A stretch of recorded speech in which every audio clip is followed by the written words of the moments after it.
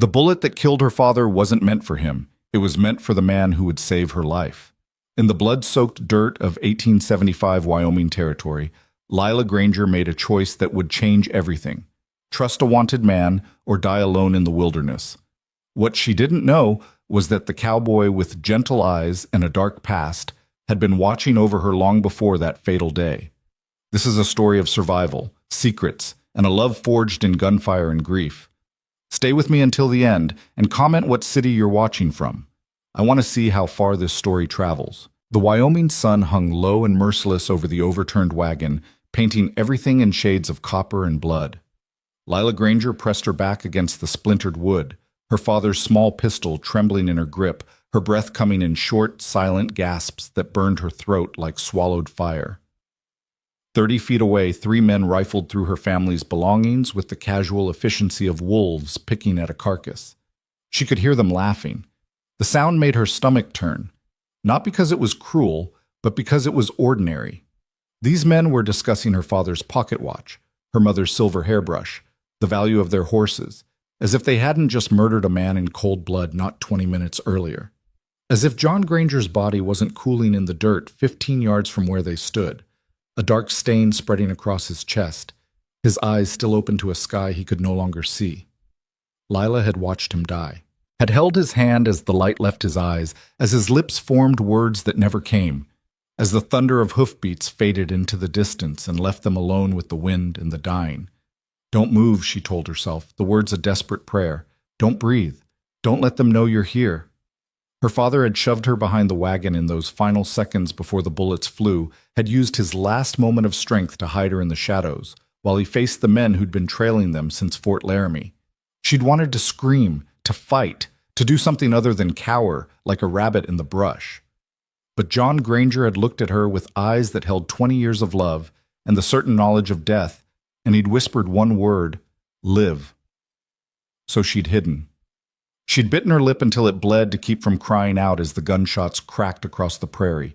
She'd pressed her face into the dusty earth and listened to her father's last breath rattle from his lungs. And now she waited, heart pounding so hard she was certain they could hear it, while 3 murderers decided what to do with the wreckage of her life. Check the strong box again, one of them said, a tall man with a scar running from his eyebrow to his jaw, the one who'd fired the first shot. Old man said he had 200 in gold. Ain't found but 30. Maybe he was lying. This from a younger man, barely older than Lila's 22 years, with nervous hands and a voice that cracked. Maybe he didn't have no gold at all. He had it. The third man spoke with absolute certainty, his voice rough as creek gravel. Saw him counted out in Fort Laramie 3 days back. 200 in gold eagles fresh from the bank. He's got it hid somewhere. Lila's fingers tightened on the pistol grip. The gold was in her dress pocket, sewn into the lining by her father's careful hands the night before they'd left Fort Laramie. He'd known. Somehow, he'd known they were being followed, that trouble was coming. He'd given her the gold, the deed to land he'd never lived to see, and a letter of introduction to his old war friend in Silver Creek. One last chance, Lila girl, he'd said, pressing the papers into her hands. One last chance to build something good. Now he was dead, and that chance was slipping away with every second she remained trapped behind this wagon. Girl's got to be here somewhere, Scarface said, his boots crunching on broken glass as he circled the wagon. Saw her plain as day when we rode up. Pretty little thing in a blue dress. Lila looked down at her dusty blue cotton, now stained with her father's blood and the red dirt of Wyoming. Her heart hammered against her ribs. Maybe she ran, the young one offered. Maybe she's halfway to Whispering Pines by now. On foot? In this heat? She'd be dead before sunset. The gravel-voiced man laughed, a sound like bones rattling in a box.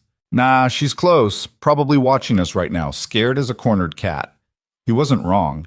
Lila could feel the fear like ice water in her veins, cold and paralyzing. Her finger rested on the trigger of her father's pistol, a Colt 31 that she'd fired exactly 3 times in her life, all at tin cans lined up on a fence post back in Missouri. She had 5 shots. There were 3 men. The mathematics of survival had never seemed so impossibly complex. We find her, we find the gold, Scarface announced, his voice taking on a commander's tone. "Jake, you check the north side. Donnie, you take the—" The words died in his throat as a new sound cut through the afternoon air. Hoofbeats, steady and purposeful, coming fast from the east. Lila's breath caught. The three men froze, hands dropping to their guns with the instinctive speed of practiced killers. She risked a glance through a gap in the wagon boards and saw him, a single rider cresting the low hill about 200 yards out, silhouetted against the burning sky. "Hell," Jake muttered. "That's—" "I know who it is," Scarface interrupted, and for the first time Lila heard something other than confidence in his voice, something that might have been fear. "Mount up, now." But the girl— "Now, Jake, unless you want to explain to Cole Mercer why you're picking over a dead man's belongings." The name meant nothing to Lila, but the effect it had on the three outlaws was immediate and profound. They scattered like startled crows, scrambling for their horses with a speed that suggested this Cole Mercer was someone even killers feared. Within seconds, they were mounted and riding hard to the west, leaving behind a cloud of dust and the ruins of everything Lila had left in the world. She stayed frozen behind the wagon, pistol raised, as the hoofbeats of the fleeing men faded into the distance and the approaching rider drew closer, closer, until she could hear the creak of leather, the jingle of spurs, the steady breathing of a horse that had been pushed hard but not cruelly. The hoofbeats stopped. "Ma'am," a voice said, low and careful, the kind of voice a man uses when approaching a wounded animal. "I don't mean you any harm, but if you're pointing a gun at me, I'd appreciate knowing it before I step down." Lila's hands shook so badly she nearly dropped the pistol. She opened her mouth to speak, but no sound came out, just a dry rasp that might have been words or might have been the last gasp of her courage leaving her body. "I'm going to dismount now," the voice continued, still calm, still gentle. "I'm going to keep my hands where you can see them, and then I'm going to step around this wagon real slow so you can get a look at me. That sound all right to you?" It didn't sound all right. Nothing about this day sounded all right. But Lila found herself nodding, then realized he couldn't see her and managed to force out a single word. "Yes." The man appeared around the edge of the wagon like a ghost taking form in the fading light. Tall, maybe 6 feet or better, with broad shoulders beneath a dusty brown duster and a black hat pulled low enough to shadow his eyes. His hands were raised to shoulder height, palms out, showing her he held no weapon. But Lila could see the gun belt at his hip, the worn leather holster that spoke of long use, the easy way he stood that suggested he knew exactly how to use what he carried. For a long moment, they just looked at each other. This strange cowboy with his raised hands and careful stance, and Lila, still pressed against the wagon with her father's pistol pointed at his chest, her face streaked with tears and dust, her dress dark with blood that wasn't hers. Then his eyes, shadowed beneath the hat brim, shifted past her to the body lying in the dirt, and something in his expression changed, softened, filled with a sorrow that looked too deep and too old to be for a stranger. "Your father?" he asked quietly. Lila nodded, not trusting her voice. The cowboy, Cole Mercer, the outlaws had called him, lowered his hand slowly and removed his hat, holding it against his chest in a gesture of respect that was somehow more comforting than any words could have been. His hair was dark, touched with copper by the setting sun, and his eyes, when she could finally see them, were a startling shade of gray-blue, like storm clouds over deep water. "I'm sorry," he said, and the words carried a weight of sincerity that made Lila's throat tighten. "I'm sorry I wasn't here sooner. I saw the smoke from your camp about an hour back and rode hard, but you can put your hands down," Lila heard herself say, her voice sounding strange and distant. "And I should probably stop pointing this at you." A ghost of a smile touched his lips. "Would appreciate that, ma'am, though I understand if you'd rather keep it handy. You don't know me from Adam, and I'm a stranger riding up on you at the worst moment of your life. Smart to be cautious." But Lila found she wasn't afraid of him, not the way she'd been afraid of the three outlaws, not with that sick instinctive terror that came from recognizing a predator. This man had something different in his eyes, something tired and sad and fundamentally decent, despite whatever reputation had sent those killers fleeing. She lowered the pistol slowly, though she didn't put it away.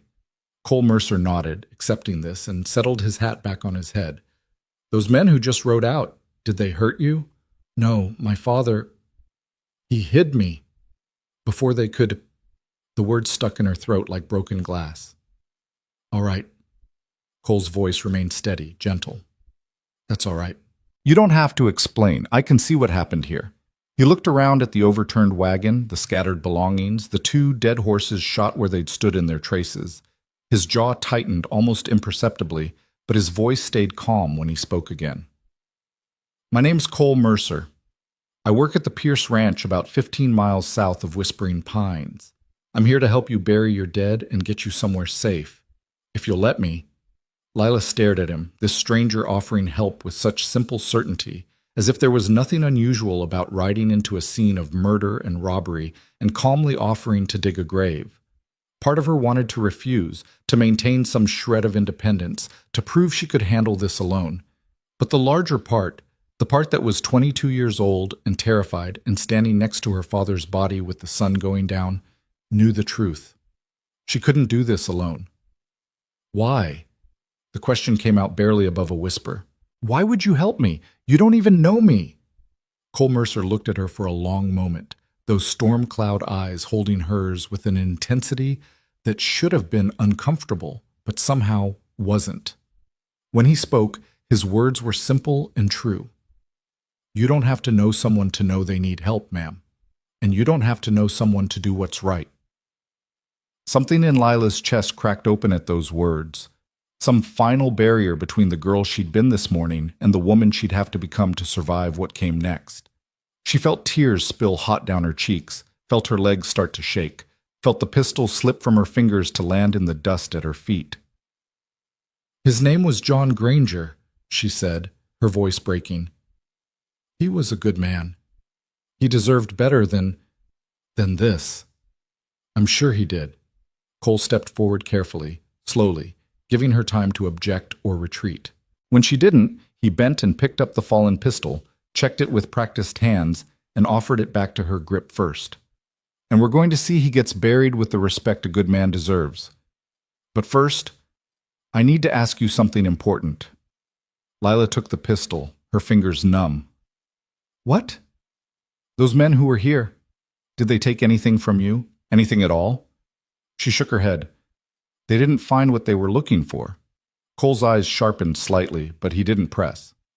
Good. That's good. Now, do you have any other family? Anyone expecting you somewhere? We were headed to Silver Creek, Lila said, the words coming automatically now, as if someone else was speaking through her mouth. My father had a friend there, Donovan Pierce, from the war. Something flickered across Cole's face. Recognition, maybe, or surprise. Donovan Pierce of the Pierce Ranch? Yes, do you know him? I work for him, Cole said quietly. He's a good man. One of the best I've ever known. If your father was his friend, then you've got safe harbor waiting for you, Miss Granger. Lila Granger. Miss Granger. Cole inclined his head slightly, a gesture that was somehow both respectful and comforting. I'm going to help you through this, but we need to move fairly quick. Sun's going down, and this isn't country to be out in after dark. Can you tell me where you'd like your father buried? Lila looked around at the endless prairie, the rolling hills that stretched to every horizon, the vast emptiness that had swallowed her father's last breath. She'd never felt so small, so lost, so utterly alone in all her life. Then her eyes found it. A solitary elm tree about 50 yards to the north, standing alone on a low rise, its branches spreading wide against the darkening sky. Her father had loved trees, had talked endlessly about the forests of Missouri, about shade and shelter and the way leaves sounded in the wind. He'd been headed west to claim land, to build a house, to plant an orchard. He'd wanted to grow things in this harsh country. There, she said, pointing to the elm, under that tree, so he'll have shade. Cole followed her gaze and nodded. It's a good spot, peaceful. Can you gather what belongings you want to keep while I prepare the site? For the next hour, as the sun painted the sky in shades of fire and blood, Lila moved through the wreckage of her former life like a sleepwalker. She salvaged her mother's Bible, the only thing she had left of the woman who'd died bringing her into the world. She found her father's favorite pipe, a tin photograph of her parents on their wedding day, a few changes of clothes that weren't too damaged. Everything else, the furniture, the dishes, the carefully packed crates that had held their hopes for a new beginning, she left scattered in the dust. Some things couldn't be carried forward. When she approached the elm tree, she found Cole had already dug deep into the hard prairie soil, his duster draped over a low branch, his shirt dark with sweat despite the cooling air. He worked with steady, methodical efficiency, his movements economical and practiced. This wasn't the first grave he'd dug, Lila realized, probably not even the 10th. He didn't stop working when she arrived, but he spoke quietly without looking up. Found a blanket in your wagon that was still clean. Thought we could wrap him properly, if that's all right with you. Lila felt fresh tears prick her eyes. The kindness of this stranger, this man who owed her nothing, was almost harder to bear than the cruelty of the ones who'd killed her father. "Thank you," she whispered. They buried John Granger as the first stars began to appear in the darkening sky. Cole had fashioned a rough stretcher from wagon boards and blanket, had helped Lila wash her father's face and hands, had wrapped him with gentle respect before lowering him into the earth. Lila read from her mother's Bible, the 23rd Psalm, though her voice shook so badly she could barely form the words. Cole stood with his hat over his heart, head bowed, and when she faltered, he picked up the reading in a low, steady voice that carried across the prairie like a prayer. "Yea, though I walk through the valley of the shadow of death, I will fear no evil, for thou art with me." When the last shovelful of earth was placed and a simple cross fashioned from wagon wood marked the spot, Lila stood in the gathering darkness and felt the full weight of her loss settle over her like a physical thing. She was alone now. Truly, completely alone. An orphan at 22, with nothing but the clothes on her back, her father's gold hidden in her dress, and a letter of introduction to a man she'd never met. "Miss Granger," Cole said quietly, breaking into her thoughts, "I don't mean to rush you, but we need to make a decision. It's full dark soon, and those men who were here earlier, they might decide to come back once they figure I've moved on. We can make camp here if you want, but I'd recommend riding for Whispering Pines. It's only about 8 miles north, and they've got a proper hotel where you can rest safe." Lila looked at the fresh grave, at the cross standing stark against the starlight, and felt something harden in her chest. Her father had died trying to get her to safety, to give her a chance at the life he'd dreamed for her. She wouldn't dishonor that by getting herself killed in the wilderness out of sentiment. "Whispering Pines," she said firmly. "Let's go." Cole nodded and moved to gather her salvaged belongings, but Lila stopped him with a hand on his arm. He went still at her touch, looking down at her with those storm cloud eyes that seemed to see more than they should. "Why are you doing this?" she asked again, needing to understand. "Those men, they were afraid of you. They ran when they heard your name. You could have just kept riding. You could have ignored the smoke from our camp. Why did you stop?" Cole was quiet for a long moment, his gaze distant, as if he were looking at something far beyond the darkening prairie. "Because a long time ago," he finally said, his voice rough with old pain, "I needed help and nobody came.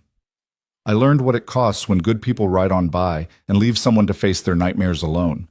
I swore I'd never be that person, never ride past someone in need if I had the power to help." He looked down at her hand still resting on his arm, then back to her face. "Your father sounds like he was a brave man, Miss Granger.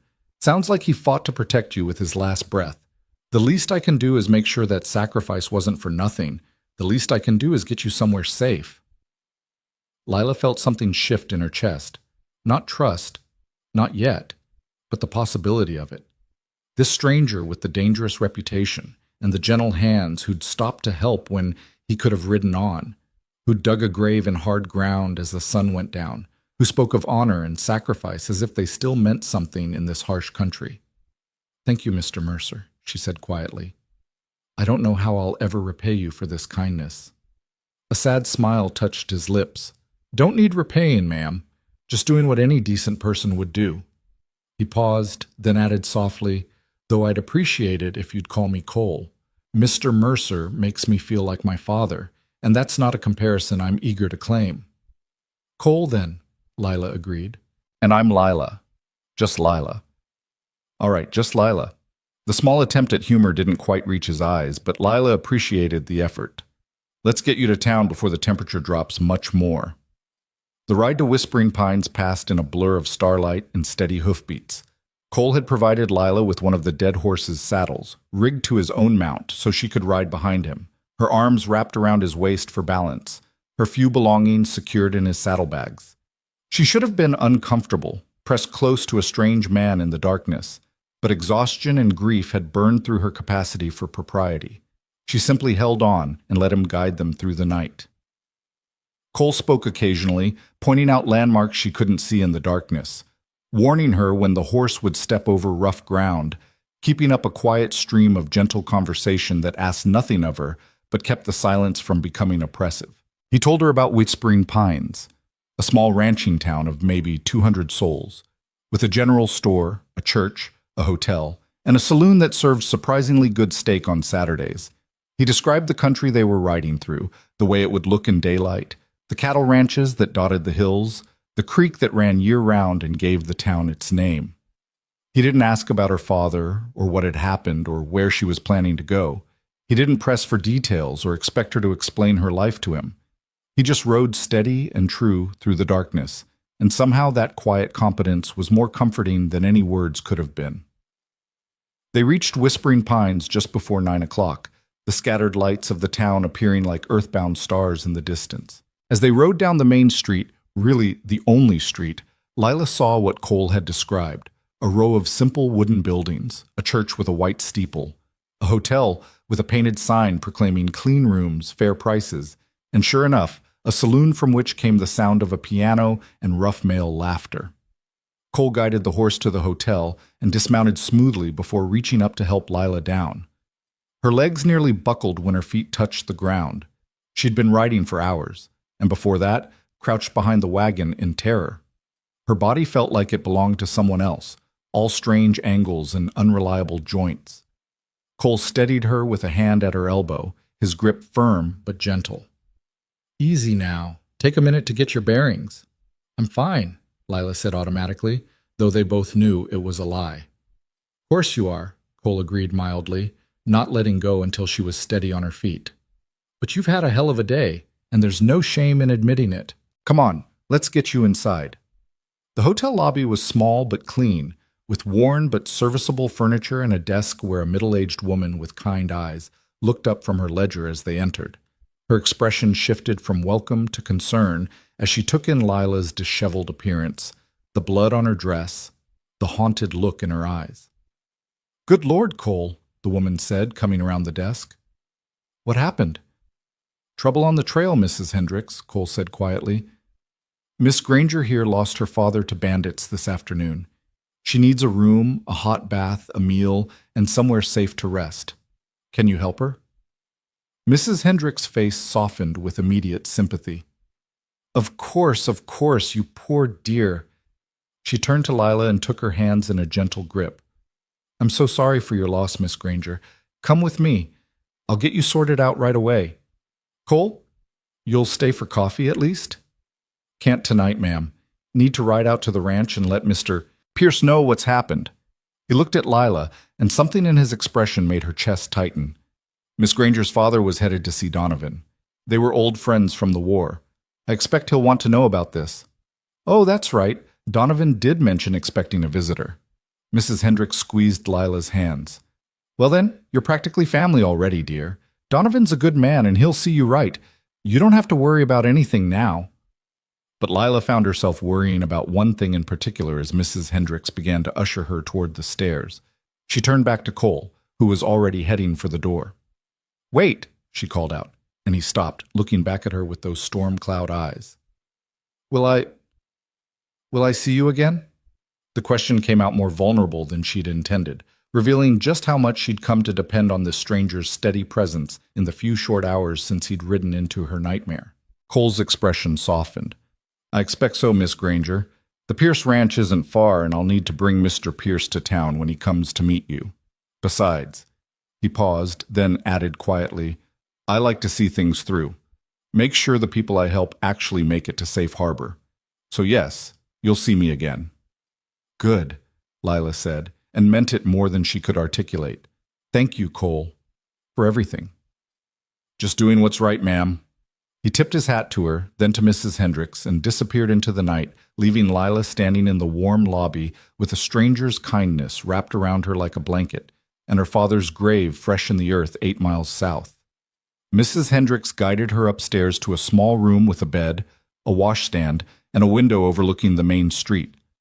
While Lila stood numbly in the center of the space, the older woman busied herself building a fire, heating water, laying out clean towels with brisk efficiency. "I'll bring up some stew and bread in a bit," she said, her voice gentle. "And I've got a nightdress you can borrow. We're about the same size, I think. You just wash up and try to rest, dear. Tomorrow will be soon enough to figure out what comes next." Lila nodded, not trusting her voice. When Mrs. Hendricks finally left, closing the door softly behind her, Lila sank onto the edge of the bed and let herself fall apart. She cried for her father, for the life they'd planned that would never be, for the fear that had gripped her behind that wagon, for the loneliness of an unmarked grave on an empty prairie. She cried until her throat was raw and her eyes burned, until there were no more tears left, only a hollow ache where her heart used to be. Then she washed her face in the basin of warm water Mrs. Hendricks had left, changed out of her blood-stained dress into the borrowed nightgown, and ate the stew that appeared outside her door like magic. She moved through these motions mechanically, her body obeying while her mind drifted somewhere far away, not quite ready to fully inhabit this new reality. Finally, as the town settled into quiet around her and the stars wheeled overhead in their ancient patterns, Lila lay down in a stranger's bed in a strange town and closed her eyes. Her last thought before sleep claimed her was of Cole Mercer riding through the darkness toward the Pierce Ranch, carrying news of death to a man who'd been expecting a reunion with an old friend. She wondered what Donovan Pierce would think when he heard. She wondered if he'd want to take in the orphaned daughter of his war companion, or if that letter of introduction would prove worthless now that her father couldn't vouch for her character. She wondered if she'd ever feel safe again. But underneath all that wondering, buried deep where she wasn't quite ready to examine it, was something else. The memory of storm-cloud eyes and gentle hands, of a stranger who'd stopped when he could have ridden on, who dug a grave as the sun set and asked nothing in return. "You don't have to know someone to know they need help," he'd said. In the darkness of her room, Lila Granger held on to those words like a lifeline and let herself believe, just for a moment, that maybe, just maybe, she wasn't as alone as she thought. Outside, the wind whispered through the streets of whispering pines, carrying the scent of sage and distant rain, and somewhere out on the prairie, under a solitary elm tree, a fresh grave settled into the earth, while the stars kept their silent watch above. The story had only just begun. Morning came too early and too bright, sunlight slicing through the thin curtains of Lila's room like an accusation. For one merciful moment, she didn't remember. Then it all crashed back. Her father's death, the grave under the elm tree, the long ride through darkness with a stranger's arms the only thing keeping her from falling into the void. She lay still, staring at the unfamiliar ceiling, and wondered how the world could keep turning when hers had stopped completely. A soft knock at the door pulled her from the gray fog of grief. "Miss Granger, are you awake, dear?" Mrs. Hendricks' voice carried that particular gentleness people reserved for the newly bereaved, as if speaking too loudly might shatter what fragile pieces remained. Lila sat up slowly, every muscle protesting. "Yes, ma'am. I'm awake. I've brought you some breakfast and fresh water for washing. May I come in?" "Of course." Mrs. Hendricks entered with the tray balanced on one hip, her expression carefully neutral as she took in Lila's hollow eyes and pale face. She set the tray on the small table by the window, scrambled eggs, toast, coffee that smelled like liquid salvation, and turned to face her guest with the kind of directness Lila was learning to appreciate in Western women. "I won't pretend to know what you're feeling, Miss Granger, but I've buried people I loved, and I know that eating seems impossible when your heart's broken. But your body doesn't care about your grief. It still needs fuel. So I'm going to leave this here, and I'm going to check back in an hour, and I expect to see at least half of it gone. Understood?" Despite everything, Lila felt a ghost of a smile touch her lips. "Yes, ma'am." "Good girl." Mrs. Hendricks moved toward the door, then paused. "Cole Mercer came by early this morning, before dawn, actually. Left money for your room and board, paid up for 2 weeks. Also left this." She produced an envelope from her apron pocket and handed it to Lila. The paper was simple, the handwriting neat and precise, her name written across the front in dark ink, Miss L. Granger. He said to tell you that Mr. Pierce will be in town this afternoon to speak with you, and that you shouldn't worry about anything. Everything's been taken care of. Mrs. Hendricks' expression softened. Cole's a good man, Miss Granger. Whatever you might hear about him in town, whatever stories people tell, you remember that. He's got a past, same as we all do, but his character's solid. I trust him with my life, and I don't say that lightly. The words carried a weight of warning and reassurance both, leaving Lila more confused than comforted. What kind of stories? Mrs. Hendricks hesitated, clearly weighing her words. The kind that aren't mine to tell. If Cole wants you to know his history, he'll share it. And if other people want to gossip, well, that's their prerogative. But I'm telling you what I know from 5 years of watching that man live in this town. He's decent, he's honorable, and he keeps his word. That's all that matters to me. She left before Lila could ask anything else, closing the door with a soft click that somehow felt final. Alone again, Lila turned the envelope over in her hands, noting the wax seal pressed into the back, a simple circle with no distinguishing marks. She broke it carefully and unfolded the single sheet of paper inside. Miss Granger, I've arranged for your lodging and meals at the hotel for the next 2 weeks. Mrs. Hendricks is a good woman and will see to whatever you need. I've also spoken with Mr. Pierce, and he'll be coming to town this afternoon around 3 o'clock to meet with you. He was deeply grieved to hear about your father's passing, and asks that you not worry about your circumstances. He considers you family by virtue of your father's friendship, and he'll honor whatever plans your father made for your future. I've taken the liberty of arranging for a small sum to be made available to you at the general store, should you need anything before Mr. Pierce arrives. Please don't hesitate to make use of it. Consider it a loan if it makes you more comfortable, though I give it freely. I'm sorry I can't be there when Mr. Pierce arrives to meet you, but ranch business calls me away for a few days. I want you to know that your father was buried with honor and respect, and his grave will be tended and marked properly. You have my word on that. If you need anything at all, Mrs. Hendricks knows how to reach me. Respectfully, Cole Mercer. Lila read the letter 3 times, each pass revealing new layers of thoughtfulness. He'd anticipated her needs before she'd even recognized them herself. Shelter, food, money, introductions. He'd eased her path forward with quiet efficiency, asking nothing in return, not even her gratitude. And he'd promised to care for her father's grave. Something in her chest cracked open at that detail, and she found herself crying again, not the racking sobs of last night, but quiet tears that slipped down her cheeks as she held the letter against her heart. This stranger had shown her more kindness in 12 hours than some people showed in a lifetime, and she didn't even know why. You don't have to know someone to know they need help. Maybe that was reason enough. She forced herself to eat half the breakfast as promised, though it tasted like ash in her mouth. Then she washed and dressed in the least damaged of her salvaged dresses, a simple gray cotton that seemed appropriate for morning, and spent the morning sitting by the window, watching Whispering Pines wake up and go about its business with the surreal normalcy of a world that hadn't ended. At precisely 3 o'clock, a handsome carriage pulled up in front of the hotel, driven by a gray-haired man with military bearing and eyes that had seen hard things. He climbed down with the careful movements of someone whose body remembered old wounds, straightened his vest with automatic precision, and disappeared into the hotel. 5 minutes later, Mrs. Hendricks knocked on Lila's door. "Mr. Pierce is here, dear. Are you ready?" Lila smoothed her skirt with trembling hands. "As ready as I'll ever be, sirs." She followed Mrs. Hendricks downstairs to the small parlor off the main lobby, where the gray-haired man stood examining a painting on the wall with the kind of attention that suggested he was giving her time to compose herself. He turned as she entered, and Lila saw her father's face ghost across his expression, recognition, memory, and then a sorrow so deep it made her own grief feel less lonely. "Miss Granger," he said, his voice roughened by emotion. "I'm Donovan Pierce. Your father and I served together in the war. He saved my life at Antietam, and I've considered him one of the finest men I've ever known." He paused, visibly struggling for control. "I'm so very sorry for your loss. John Granger deserved a better end than what found him on that trail." Lila's throat tightened.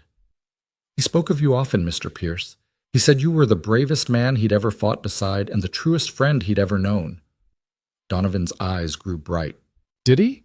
Well, he was too generous with his praise, as always, but I'm honored he remembered me kindly. He gestured to the chairs arranged by the fireplace. Please sit. We have much to discuss. They settled into the worn furniture, and Mrs. Hendricks appeared with coffee and cake that neither of them touched. For a long moment, Donovan simply looked at Lila, his expression unreadable. You have your mother's eyes, he finally said. John showed me a photograph once, years ago. Said you were the spitting image of her, and he was right. He shook his head slowly. He was so proud of you, Miss Granger. Every letter he wrote mentioned something you'd accomplished, some way you'd made him proud. He lived for you after your mother passed. You were his whole world. The words hit Lila like physical blows, each one true and terrible and cherished. He was mine too. I don't know what to do now that he's gone. You survive, Donovan said simply. You wake up each morning and you survive, and eventually the surviving gets easier. Not the missing. That never gets easier. But the surviving does. He leaned forward, his gaze steady and sure. Your father wrote to me 6 months ago, telling me about his plans to come west. He asked if I might have work for him on the ranch, or if I knew of good land he could claim nearby. I wrote back and told him I had both. Work if he wanted it, land if he preferred independence. He wrote again just before you left Fort Laramie, telling me you'd be arriving within the month. Donovan paused, choosing his words carefully. In that last letter, he asked me for a promise. He said that if anything happened to him on the journey, I was to look after you as if you were my own daughter. He said you were smart and capable and stronger than you knew, but that the world was hard on women alone, and he wanted to know you'd have protection and family if he couldn't provide it himself. Lila's hands clenched in her lap. He knew. He knew something might happen. I think he sensed danger, yes. John always had good instincts. Donovan's expression hardened. Cole told me about the men who attacked you, the one with the scar and his companions. I know them by reputation. They're cowards and thieves who prey on travelers. The law has been after them for months, but they're slippery bastards. He caught himself. Pardon my language. I've heard worse, Lila said quietly, and thought worse about them myself. A ghost of approval crossed Donovan's face. I imagine you have. Well, I've put word out with the sheriff that I want those men found and brought to justice for John's murder. It may take time, but they'll answer for what they've done. You have my word on that. Thank you. Lila met his eyes directly. But what I need to know, Mr. Pierce, is whether your promise to my father still stands. Whether you're willing to take in a stranger just because a dead man asked you to. Donovan didn't hesitate. You're not a stranger, Miss Granger. You're John Granger's daughter, which makes you family. And yes, my promise stands.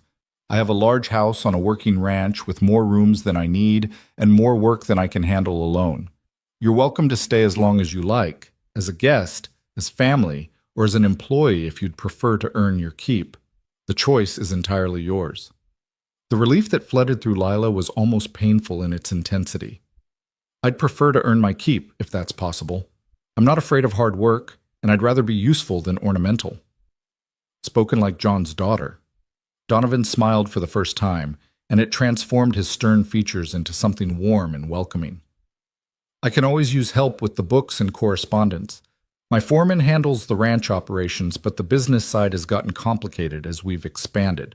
If you've got a head for numbers and can write a decent letter, you'd be doing me a genuine service. I can do both, Lila assured him. My father made sure I was educated. I can read, write, cipher, and keep accounts. I even know a bit of Spanish and French. Then you're overqualified, and I'm fortunate. Donovan stood, offering her his hand. Welcome to the Pierce Ranch, Miss Granger. I think you and I are going to get along just fine. Lila took his hand, feeling the strength in his grip, the calluses that spoke of work done and hardship endured. Thank you, Mr. Pierce. I promise I won't be a burden. Call me Donovan, please. And the only burden would be you thinking you have to earn your place with me. You already have it, by right of your father's friendship and your own merit. He released her hand and moved toward the door. Now, I'm going to let you rest for tonight, but tomorrow I'll send a wagon to collect you and your belongings. The ranch is about 15 miles south and west. Beautiful country once you get used to the emptiness. We'll get you settled, and you can start whenever you feel ready." "Tomorrow is fine," Lila said quickly. "I'd rather not spend more time here than necessary. Not because of Mrs. Hendricks, she's been wonderful, but sitting idle with my thoughts isn't helping anything." Donovan nodded understanding. "Grief needs occupation. I learned that myself after I lost my wife 10 years ago. The work won't make you forget, but it'll give you somewhere to put the pain until you're ready to face it properly." He paused at the doorway. "One more thing. Cole Mercer is my foreman and lives on the ranch. I don't know what he told you about himself, but I want you to know that he's a good man who's had bad luck, and I trust him absolutely. If you hear stories about him in town, please give him the chance to explain before you make judgments." It was the second time someone had warned her about Cole's mysterious past, and Lila's curiosity sharpened. "What kind of stories exactly?" "The kind that aren't always true, and aren't always fair," Donovan said carefully. "The kind that follow a man who's been falsely accused and can't fully clear his name because the people with power don't want the truth to come out." His expression grew fierce. "Cole Mercer is one of the finest men I've ever known, Miss Granger. He saved my life, saved my ranch, and saved more people than I can count from trouble they didn't deserve. Whatever you hear about his past, remember that I know him, I trust him, and I'd stake my reputation on his character." The vehemence in his voice left no room for doubt about his convictions, even if it didn't answer Lila's questions. "I'll remember that. And for what it's worth, he was nothing but kind to me when I needed help most. I already know he's a good man, whatever his history might be." Donovan's expression softened. "I'm glad. He'll be pleased to know you made it safely to the ranch when he returns from his business in Cheyenne." After Donovan left, Lila returned to her room and discovered the full extent of Cole's generosity. On the dresser sat a small pile of items she hadn't noticed before: a new dress in deep blue cotton, a warm shawl, sturdy boots in what looked like her exact size, and a wide-brimmed hat suitable for the harsh western sun. Tucked beneath them was another note in that same precise handwriting. "Thought you might need these. The general store owner is good at guessing sizes." See, Lila held the dress against herself and found it fit perfectly. The boots, too. Even the hat sat comfortably on her head when she tried it on, shading her face from the mirror's reflection. How had he known? When had he arranged this? He must have gone to the store before dawn, must have described her to the owner, must have spent his own money to ensure she had what she needed. She didn't even know how to begin repaying such kindness. That evening, as Lila sat by the window watching the sun paint the western sky in shades of orange and gold, Mrs. Hendricks brought up dinner and stayed to chat. The older woman seemed to understand that Lila needed company, but not conversation, so she mostly talked about inconsequential things: the weather, the town's upcoming summer dance, the rancher's wife who'd just had twins. But eventually, inevitably, the conversation turned to Cole Mercer. "I suppose you're wondering about him," Mrs. Hendricks said, setting down her coffee cup with a delicate clink, "about why everyone speaks of him with such strange mix of respect and wariness." Lila hesitated, not wanting to seem like she was gossiping, but curiosity won out. "Mr. Pierce and you both warned me about stories, but nobody's told me what the stories actually are." Mrs. Hendricks sighed. "That's because they're complicated, dear, and most people don't know the full truth. What I'm about to tell you is what Cole told Donovan, who told me in confidence, so I'll ask you to keep it to yourself." "Of course." 5 years ago, Cole Mercer was a different man, young, idealistic, working as a deputy in a town called Silver Falls, about 200 miles east of here. He came from a good family, had prospects, was even engaged to be married. Mrs. Hendricks paused, her expression troubled. Then the judge's son and his friends robbed the bank, killed a clerk in the process, and framed Cole for the crime. Lila's breath caught. "What? Why?" "Because Cole had arrested the judge's son the month before for beating a saloon girl half to death, and the boy wanted revenge. He and his friends staged the robbery, wore masks, killed poor Mr. Henderson, who was just doing his job, and made sure witnesses saw someone matching Cole's description fleeing the scene. They planted evidence in Cole's room, testimony from paid liars, even found a prostitute willing to swear Cole had confessed to her in bed. Mrs. Hendrick's hands tightened around her cup. The trial was a farce. The judge, the boy's father, presided. The jury was stacked with the judge's friends. Cole's fiancée turned on him, claimed she'd always suspected he was violent and dishonest. They convicted him in less than an hour and sentenced him to hang. Horror washed through Lila. But he's here. He obviously didn't hang. No. The night before his execution, someone helped him escape. Nobody knows who, though there's speculation it was the real bank robber's conscience finally catching up to them, or maybe another deputy who knew the truth. Cole ran. He's been running ever since, working under his own name but staying one step ahead of the law that wants him dead for a crime he didn't commit. Lila stared at Mrs. Hendricks, trying to reconcile this story with the gentle man who'd buried her father and arranged for her care. But if he's innocent, why doesn't he fight the charges? Why doesn't he prove the truth? Because the judge is powerful, the witnesses are paid to lie, and the real criminals have covered their tracks too well. Cole tried for the first year, sent letters, hired lawyers, gathered evidence. But every door closed in his face. The judge made sure of it. Eventually, Cole realized the only way he'd get justice was if the real robbers confessed or the judge's son made a mistake, and neither seemed likely. Mrs. Hendricks met Lila's eyes squarely.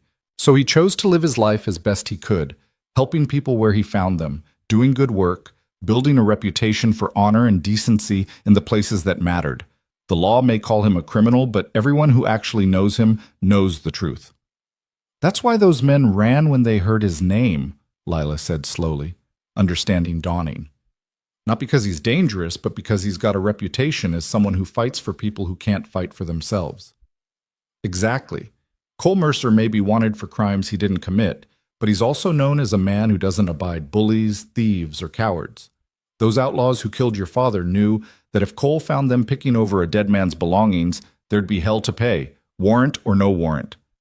Lila sat back, her mind reeling. She thought about the way Cole had handled her father's body with such gentle respect, the way he'd spoken about doing what was right, the way he'd arranged for her care without asking anything in return. She thought about Donovan's fierce defense and Mrs. Hendrick's obvious affection. And she thought about her father, who'd always said that character was proven in adversity, that the measure of a man wasn't what he had, but what he did with what he'd been given.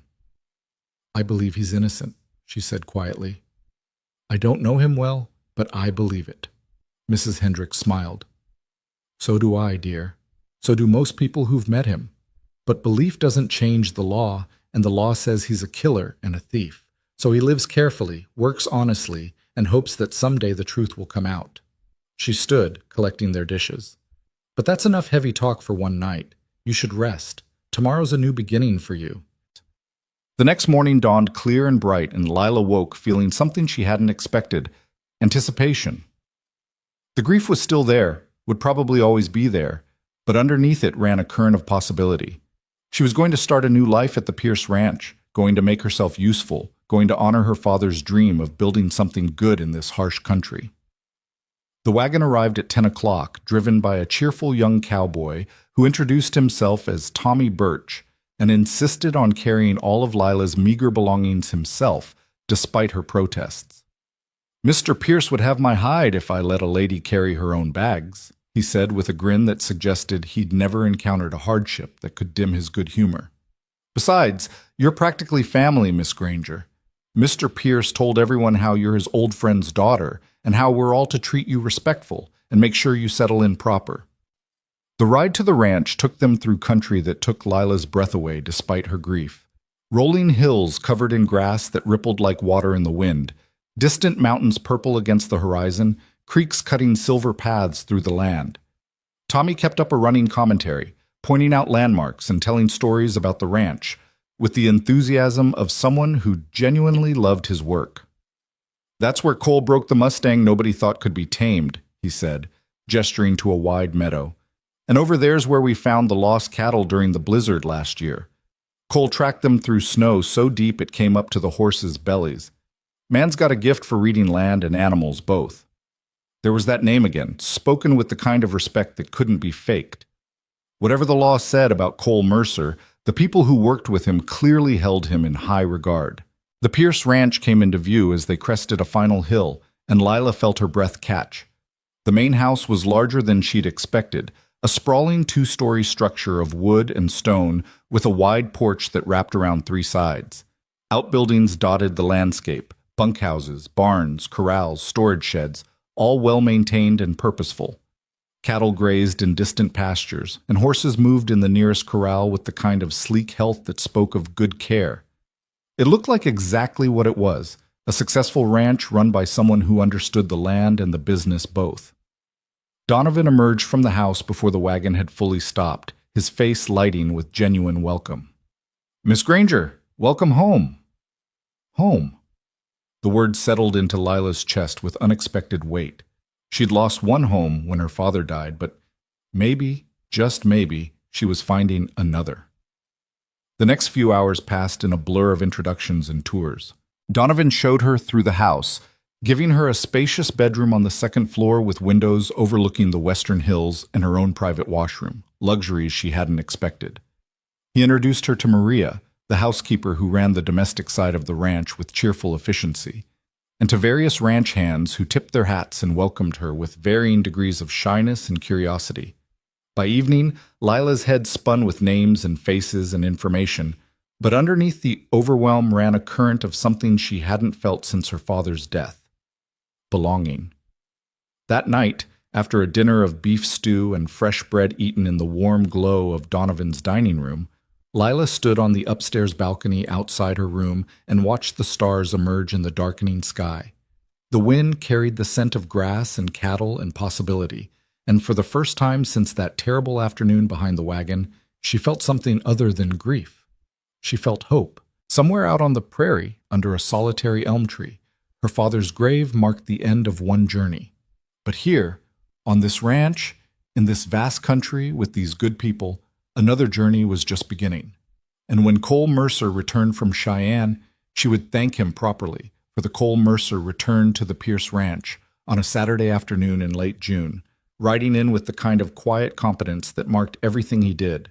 Lila saw him first from the office window where she'd been working on the quarterly accounts, her pen pausing mid-stroke as she watched him dismount in the yard below. 3 weeks had passed since that terrible day on the trail. 3 weeks since she'd last seen those storm-cloud eyes, and she was surprised by how her heart lifted at the sight of him. She'd thought about him often during those weeks, usually late at night when grief made sleep impossible, and she found herself replaying every moment of that day. His steady voice in the darkness, his gentle hands helping her bury her father, the way he'd arranged everything for her comfort without ever making her feel like a charity case. She'd wanted to thank him properly, had rehearsed a dozen different speeches in her mind, but now that he was actually here, all her carefully prepared words evaporated like morning dew. By the time she made it downstairs, Cole was already deep in conversation with Donovan on the front porch, their heads bent over what looked like shipping manifests. She hesitated in the doorway, suddenly uncertain, but Donovan glanced up and waved her over with a smile. "Lila, perfect timing. Cole's just returned from Cheyenne with news about the cattle contracts." He turned to his foreman. "Cole, you remember Miss Granger?" "Of course."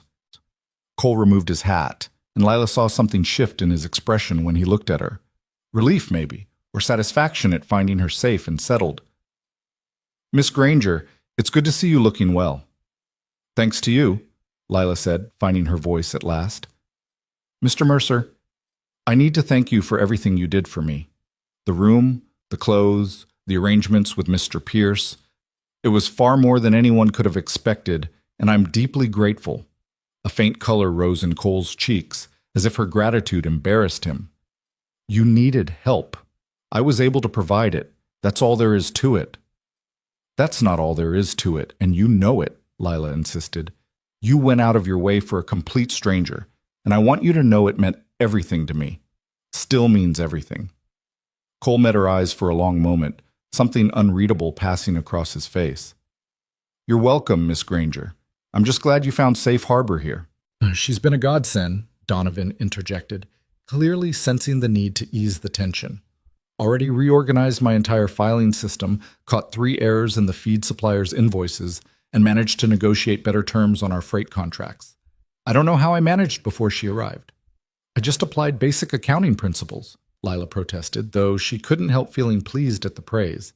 Anyone with proper training could have done the same. Except nobody else did, Donovan countered. You've saved the ranch a considerable sum already, and you've only been here 3 weeks. I'd call that more than basic accounting. Cole's expression shifted to something that might have been approval. Always did say you needed someone who understood business, not just cattle. Sounds like you finally found her. That I did, Donovan clapped Cole on the shoulder. Now, you must be exhausted from the road. Why don't you get settled and we'll discuss the Cheyenne contracts at dinner?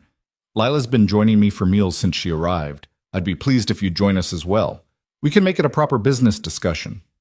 Something flickered across Cole's face. Hesitation, maybe, or uncertainty. I wouldn't want to intrude on your hospitality, sir. I can take my meal with the hands like usual. Nonsense. You're my foreman, and this concerns ranch business. Besides, I think Miss Granger would appreciate hearing about your trip to Cheyenne. You passed near Fort Laramie, didn't you? Cole's eyes found Lila's, a question in them. She realized with a start what Donovan was suggesting.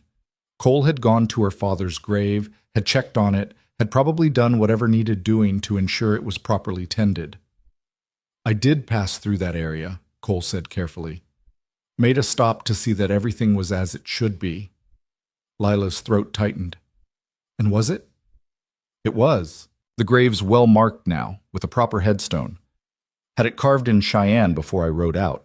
White marble with his name, dates, and a line from that psalm you read at the burial. The Lord is my shepherd, I shall not want. Figured it was fitting. The tears came before Lila could stop them, hot and sudden, and full of a grief that was still too raw to be fully processed. Cole had done this.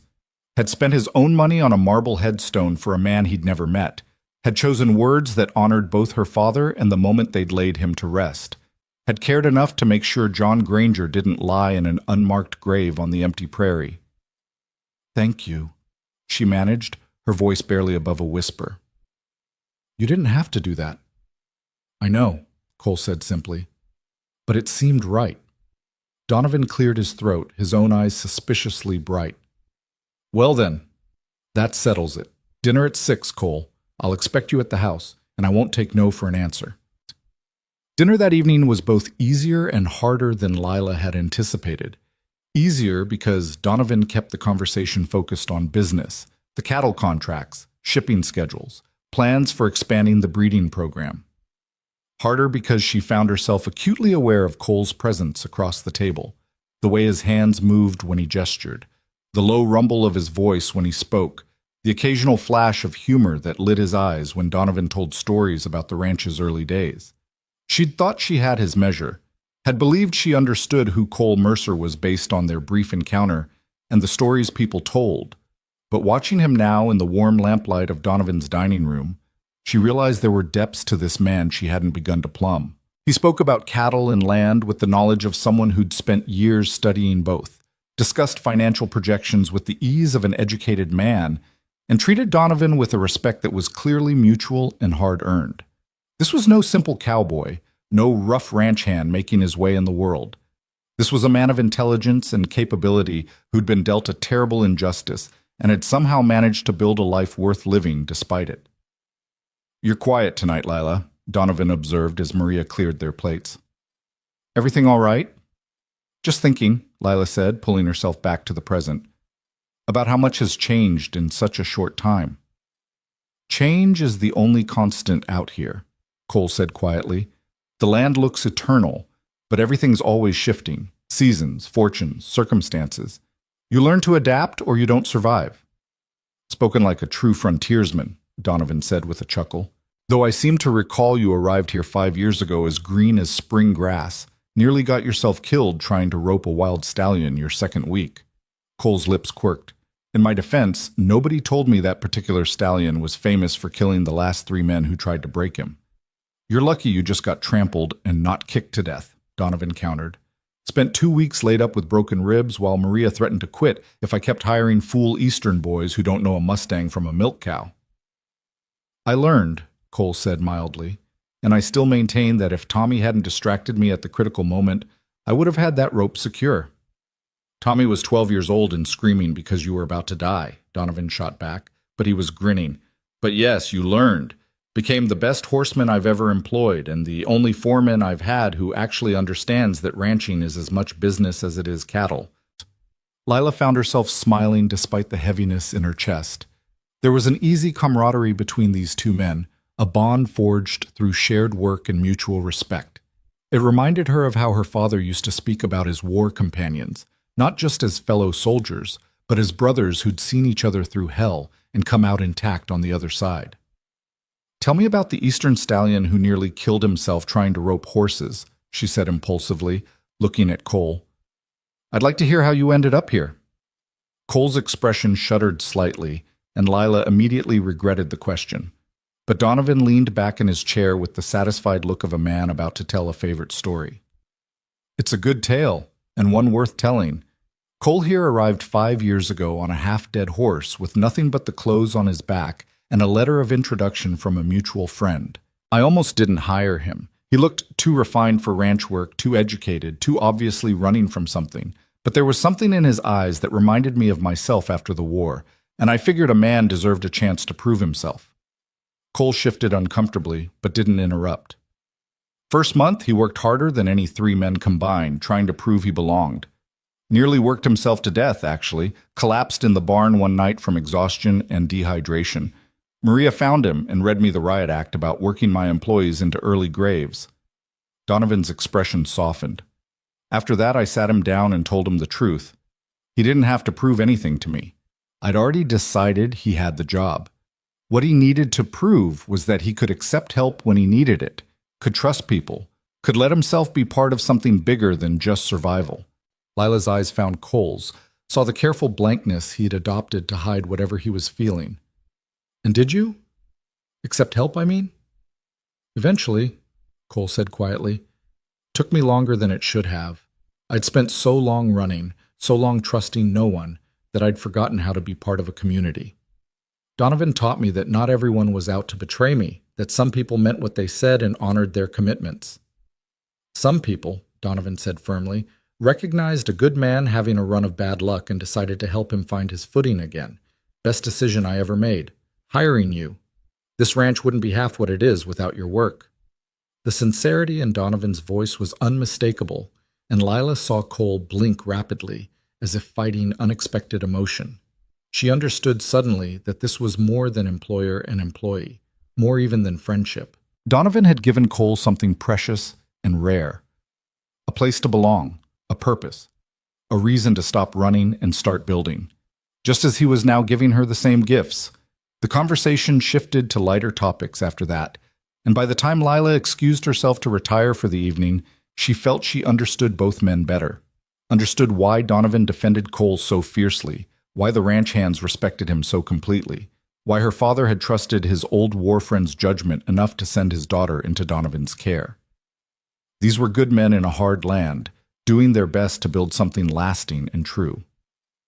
As summer deepened and July burned hot across the Wyoming hills, Lila settled into the rhythms of ranch life with surprising ease. Her mornings were spent managing the business side of operations, correspondence with buyers, inventory tracking, payroll calculations, contract negotiations. Afternoons, she often spent learning the physical work of the ranch, despite Donovan's protests that she was hired for her mind, not her labor. "I need to understand how everything works," she insisted, pulling on the riding gloves Tommy had given her.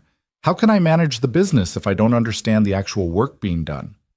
So Tommy taught her to ride properly, graduating her from the gentle mare she'd started with to increasingly spirited horses until she could handle most of what the ranch had to offer. The ranch hands showed her how to mend fence, how to read cattle for signs of illness, how to manage the complex logistics of moving livestock across vast distances. And slowly, almost imperceptibly, she became not just Donovan's bookkeeper, but a genuine member of the ranch community. Cole watched her progress with what seemed like quiet approval, though he kept a careful distance that Lila couldn't quite interpret. He was never unkind, always respectful, frequently helpful when she had questions about ranch operations. But there was a wall between them, invisible but unmistakable, as if he'd decided that maintaining professional boundaries was safer than allowing anything more personal to develop. It shouldn't have bothered her. She was here to work, to build a new life, to honor her father's memory by making something of herself in this hard country. She shouldn't care whether the ranch foreman maintained polite distance, but she did care. More than she wanted to admit. "You're staring at him again," Maria observed one afternoon in late July, catching Lila watching through the kitchen window as Cole worked with a young horse in the corral. Lila jerked her attention back to the vegetables she was supposed to be chopping. "I wasn't staring, I was just watching him work. He's very good with horses." "Mm-hmm." Maria's tone suggested she wasn't fooled for a second. "And I suppose you've been asking Tommy all those questions about Cole's daily schedule because you're just interested in ranch management." "I have been interested in ranch management," Lila protested, feeling her cheeks heat. "It's important to understand how all the pieces fit together. The only piece you seem interested in understanding is the one with storm cloud eyes and a gentle way with broken things." Maria set down her own knife and fixed Lila with a knowing look. "I've seen the way you watch him, Nina, and I've seen the way he tries very hard not to watch you back." Lila's hands stilled. "What do you mean?" "I mean that man looks at you when he thinks no one's watching, looks at you like a man dying of thirst looks at water. Then he catches himself and turns away, builds that wall higher, reminds himself of all the reasons he should keep his distance."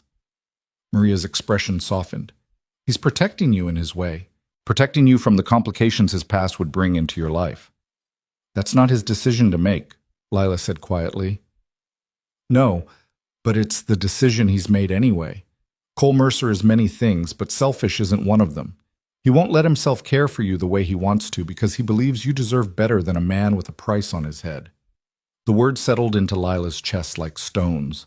She'd known about the warrant, about the false accusations, about the injustice that had driven Cole into exile, but she hadn't fully considered how that history might be shaping his present choices, keeping him locked in a solitude he'd never chosen. "What if I don't want better?" she heard herself ask. "What if I want him exactly as he is?" Maria smiled sadly. "Then you're going to have to convince him that you know what you're choosing and that you're choosing it anyway. That won't be easy. Cole's spent 5 years believing he has nothing to offer anyone, that caring for people only puts them in danger. You'd have to show him different." Before Lila could respond, raised voices from the yard drew their attention. Through the window, she saw several ranch hands gathered near the barn, their postures tense, their expressions angry. Cole stood in the center of the group, his stance deceptively relaxed, but his hand resting near his gun belt in a way that suggested he was ready for trouble. "What's happening?" Lila asked, already moving toward the door. "Nothing good," Maria muttered, following her outside. They arrived just as one of the hands, a newer hire named Roberts, who Lila had never much liked, stepped forward with a newspaper clutched in his fist. "This is you, isn't it?" Roberts demanded, thrusting the paper at Cole. "This wanted poster, Cole Mercer, wanted for bank robbery and murder in Silver Falls. That's you." Cole didn't flinch, didn't reach for the paper, didn't show any reaction at all, except for a slight tightening around his eyes. "It is." The confirmation sent a ripple through the gathered men. Some looked shocked, others angry, a few merely curious. Robert's face twisted with righteous indignation. "And you've been here 5 years, working alongside honest men, and nobody thought to mention you're a wanted criminal?" "Everyone who matters knows," Cole said evenly. "Donovan knew before he hired me. The sheriff in Whispering Pines knows. Most of the hands who've been here more than a year know. It's not a secret." "Well, it's news to me," Robert spat, "and I don't take kindly to working with murderers and thieves. For all we know, you've been stealing from the ranch the whole time, or planning to rob us all in our sleep." "That's enough." Donovan's voice cut across the yard like a whip as he strode out from the barn, his expression thunderous. "Roberts, you're new here, so I'll explain this once. Cole Mercer was falsely accused of crimes he didn't commit.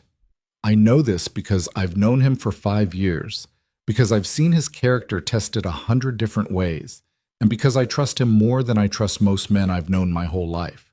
If that's not good enough for you, you're welcome to collect your pay and ride out." Robert's face flushed dark red. "You're defending a wanted man? What kind of outfit are you running here?" "The kind where a man's judged by his actions, not by lies told about him by corrupt judges protecting their criminal sons, Donovan said coldly. The kind where loyalty and honor mean something. The kind where we don't turn on our own because some self-righteous fool shows up with a 5-year-old warrant and no understanding of the actual facts. The facts are he's wanted by the law, Roberts insisted. The facts are there's probably a reward for turning him in. The facts are... Didn't get to finish because Cole moved with startling speed, closing the distance between them and yanking the newspaper from Robert's grip. The facts, Cole said quietly, his voice deadly calm, are that you're looking for an excuse to cause trouble and a reason to collect blood money. So here's what's going to happen. You're going to collect your wages from Miss Granger, you're going to pack your gear, and you're going to be off this ranch by sundown. If you even think about reporting my whereabouts to the law, if you make any move that puts this ranch or these people in danger, you'll discover that some of the rumors about me are actually true.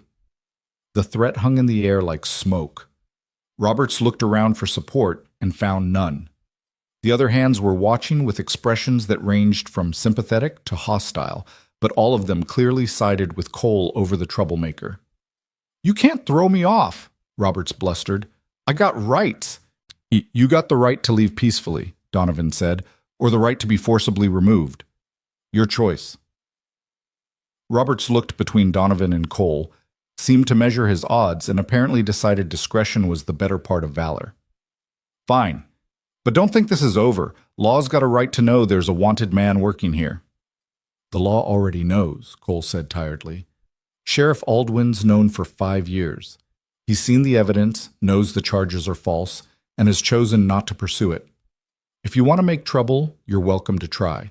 But you should know that every man on this ranch will testify to my character, and the sheriff will tell you exactly what he thinks of people who try to collect bounties on innocent men." Robert spat in the dust at Cole's feet, a gesture of contempt that made several of the hands reach for their guns, then turned and stalked toward the bunkhouse. The moment he was gone, the tension broke. Tommy clapped Cole on the shoulder while other hands muttered support and apologies for Robert's behavior. Donovan watched them with satisfaction, then caught Lila's eye and nodded toward the house. Inside Donovan's study, with the door closed against curious ears, Lila finally found her voice.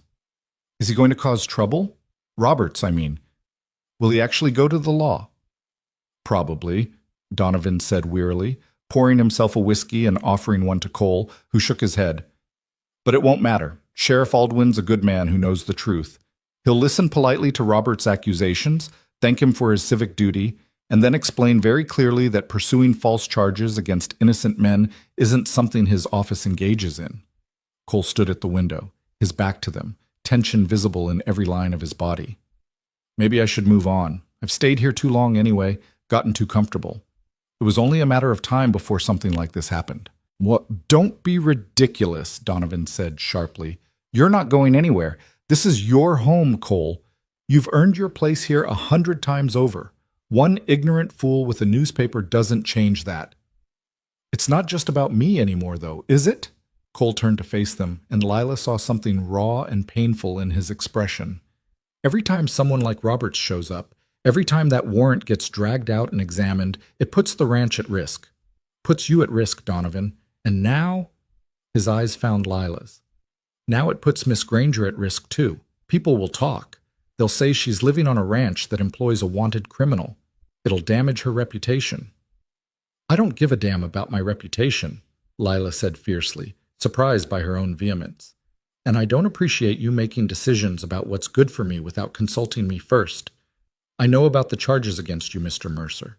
I know they're false. I know you're a good man who's been dealt a terrible injustice. None of that changes because some bigoted fool showed up with a 5-year-old warrant." Cole stared at her, something shifting in his expression.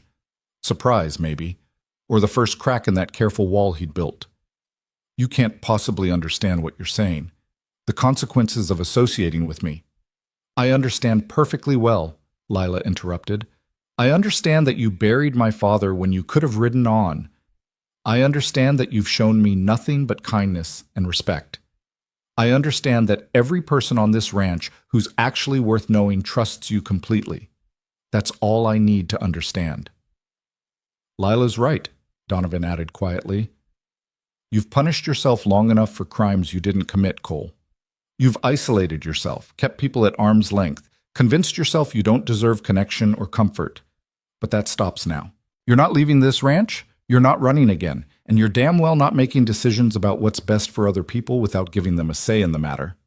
Cole's jaw worked, emotions warring across his face. For a long moment, none of them spoke. Then he nodded slowly, something like surrender in the gesture. All right, I'll stay. But if this brings trouble down on the ranch, then we'll face it together, Donovan said firmly. The way we face everything else. As a family. The word hung in the air between them, heavy with meaning. Lila saw Cole's throat work, saw him blink rapidly against what might have been tears, and felt her own eyes sting in sympathy. This man who'd lost so much, who'd been betrayed so deeply, was finally allowing himself to believe he might have found something worth keeping. The confrontation with Roberts proved to be exactly the catalyst Lila hadn't known she needed. Something shifted after that day. Some barrier between her and Cole that had been slowly crumbling finally gave way completely. He stopped keeping such careful distance, stopped editing his words and monitoring his expressions around her.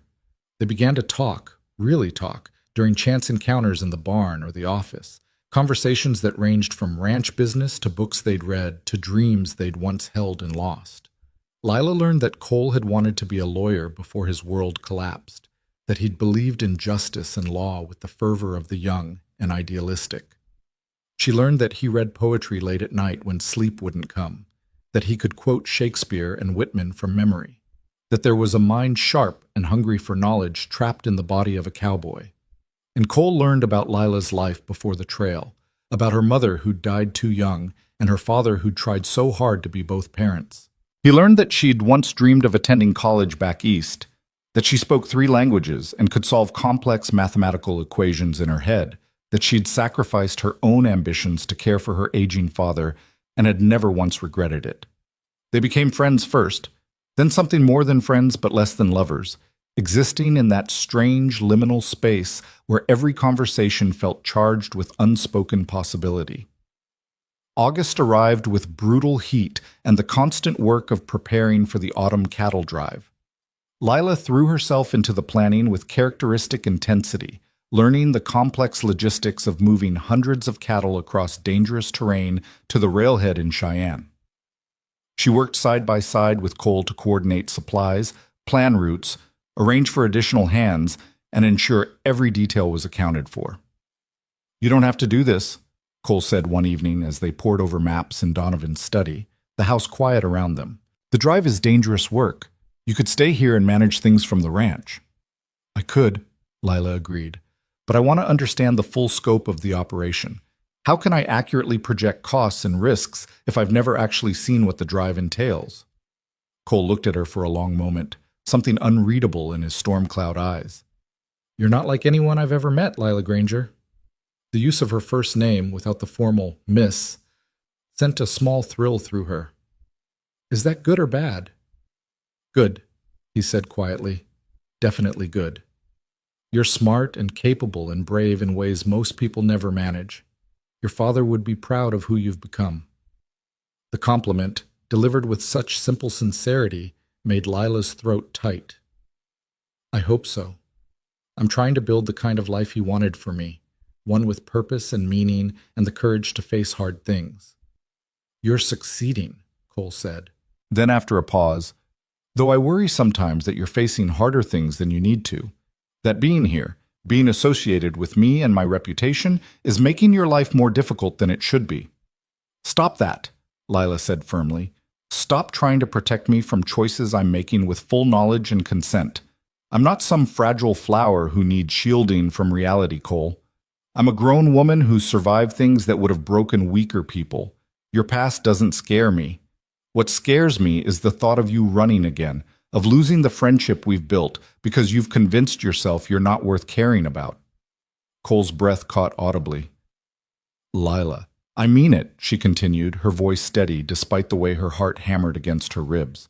"Whatever this is between us, friendship or something more, I value it. I value you. And I'm tired of watching you hold yourself at a distance because you think you're protecting me. I don't need protection. I need honesty.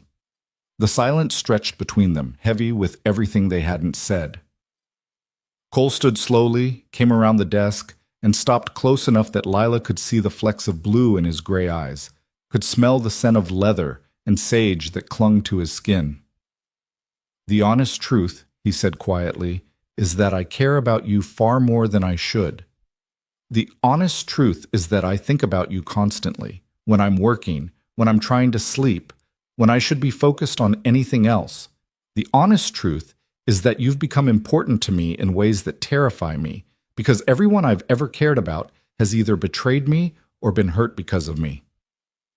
Lila's heart was racing now, her breath coming fast. And what if I'm willing to risk it anyway? Then you're braver than I am, Cole whispered, because I look at you and I see everything I ever wanted and everything I can never have. I see a future I don't deserve and a happiness I'm afraid to reach for because I know how quickly it can all be destroyed. Cole? But before she could finish, a tremendous crack of thunder shook the house, and rain began hammering against the windows with sudden violence. Cole stepped back abruptly, the moment broken, professional distance reasserting itself like a door slamming shut. "Storm's here," he said unnecessarily, his voice rough. "I should get back to the bunkhouse. Make sure everything's secured." Cole, wait. But he was already moving toward the door, already retreating behind those walls he'd built to keep himself safe. "Good night, Miss Granger. We'll continue this discussion tomorrow when the weather's cleared." Then he was gone, leaving Lila alone in the study with maps and ledgers and the echo of almost confessions hanging in the air. The storm that had interrupted them proved to be the leading edge of something much larger. For the next 3 days, rain hammered the ranch with relentless intensity, turning the ground to mud and the creeks to raging torrents. The cattle drive was postponed as everyone worked frantically to reinforce shelters, move stock to higher ground, and prevent the kind of catastrophic losses that could destroy a ranch's finances in a single season. Lila worked alongside the hands, ignoring Donovan's protest that she should stay safely in the house. She helped nail boards over windows, hauled supplies through ankle-deep mud, and kept meticulous records of every animal moved and every resource deployed. And through it all, she was acutely aware of Cole's presence, in the barn securing horses, on the ridge moving cattle, in the yard shouting orders over the roar of the storm. On the third night, as the rain finally began to ease, word came that the hands had lost track of Cole during the last cattle push. He'd been moving stragglers up from the low pastures, but when the others had returned to the ranch, he hadn't been with them. Lila's heart stopped. "How long has he been gone?" she demanded, catching Tommy's arm as he stumbled into the yard, soaked and exhausted. 2 hours? Maybe 3, Tommy said, his young face creased with worry. "Mr. Pierce sent riders out looking, but in this weather, in the dark..." He didn't finish the sentence. He didn't have to. 2 hours in a storm like this, 2 hours in country that could kill even experienced riders, 2 hours with lightning splitting the sky and creeks running high enough to sweep a man and horse away like matchsticks. Lila thought about their last conversation, about the things they'd almost said, about the wall Cole had rebuilt between them just when she'd thought it might finally come down. She thought about losing him before she'd had the chance to tell him that she didn't care about his past, about warrants or accusations or any of it, that she cared about him, the man he was now, the man he'd proven himself to be through 5 years of honest work and quiet decency. She thought about her father's grave under that elm tree, and she knew with sudden certainty that she couldn't lose someone else she cared about without fighting for them first. "I'm going to look for him," she announced, already moving toward the barn. "Miss Granger, you can't," Tommy protested. "It's too dangerous. Mr. Pierce can fire me if he wants," Lila shot back. "But I'm not sitting here doing nothing while Cole's out there in this storm. Now, are you going to help me saddle a horse, or am I doing it myself?" Tommy looked torn between duty and understanding, then made his decision. "I'll help, but I'm riding with you, and we're taking lanterns and rope. And if Mr. Pierce asks, this was entirely my idea." They rode out into the teeth of the dying storm, following the route Tommy said Cole would have taken with the stragglers. The rain had slowed to a steady drizzle, but the ground was treacherous, every step a potential disaster. Lila gripped her reins with white-knuckled intensity and tried not to think about all the ways this could go wrong. They found him an hour later, on foot, and leading his limping horse up from a swollen creek. He was soaked to the bone, favoring his left leg, and carrying a newborn calf wrapped in his jacket. When the light from their lantern swept across his face, Lila saw exhaustion and pain and something that might have been relief. "Cole!" She was off her horse before Tommy could stop her, splashing through the mud to reach him. "What happened? Are you hurt?" "I'm fine," he said automatically, though his voice was hoarse and his hands were shaking. "Horse threw a shoe crossing the creek, and I found this little one caught in the brush. Couldn't just leave her." Of course he couldn't. Even injured, even in danger, Cole Mercer couldn't leave a helpless creature to die. Lila felt something crack open in her chest, some final resistance to what she'd been feeling for weeks now. "You stubborn, impossible man," she said, but her voice was thick with emotion. "You could have died out here. But I didn't." Cole looked at her through the rain, his storm cloud eyes holding hers with an intensity that made breathing difficult. "Though I appreciate you coming to look for me. That was foolish and brave and exactly what I should have expected from you." "Someone had to," Lila said. "Someone had to show you that people care whether you make it home safe."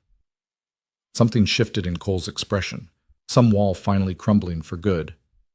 "Lila, don't," she interrupted. "Don't pull away again. Don't rebuild those walls. Not after this.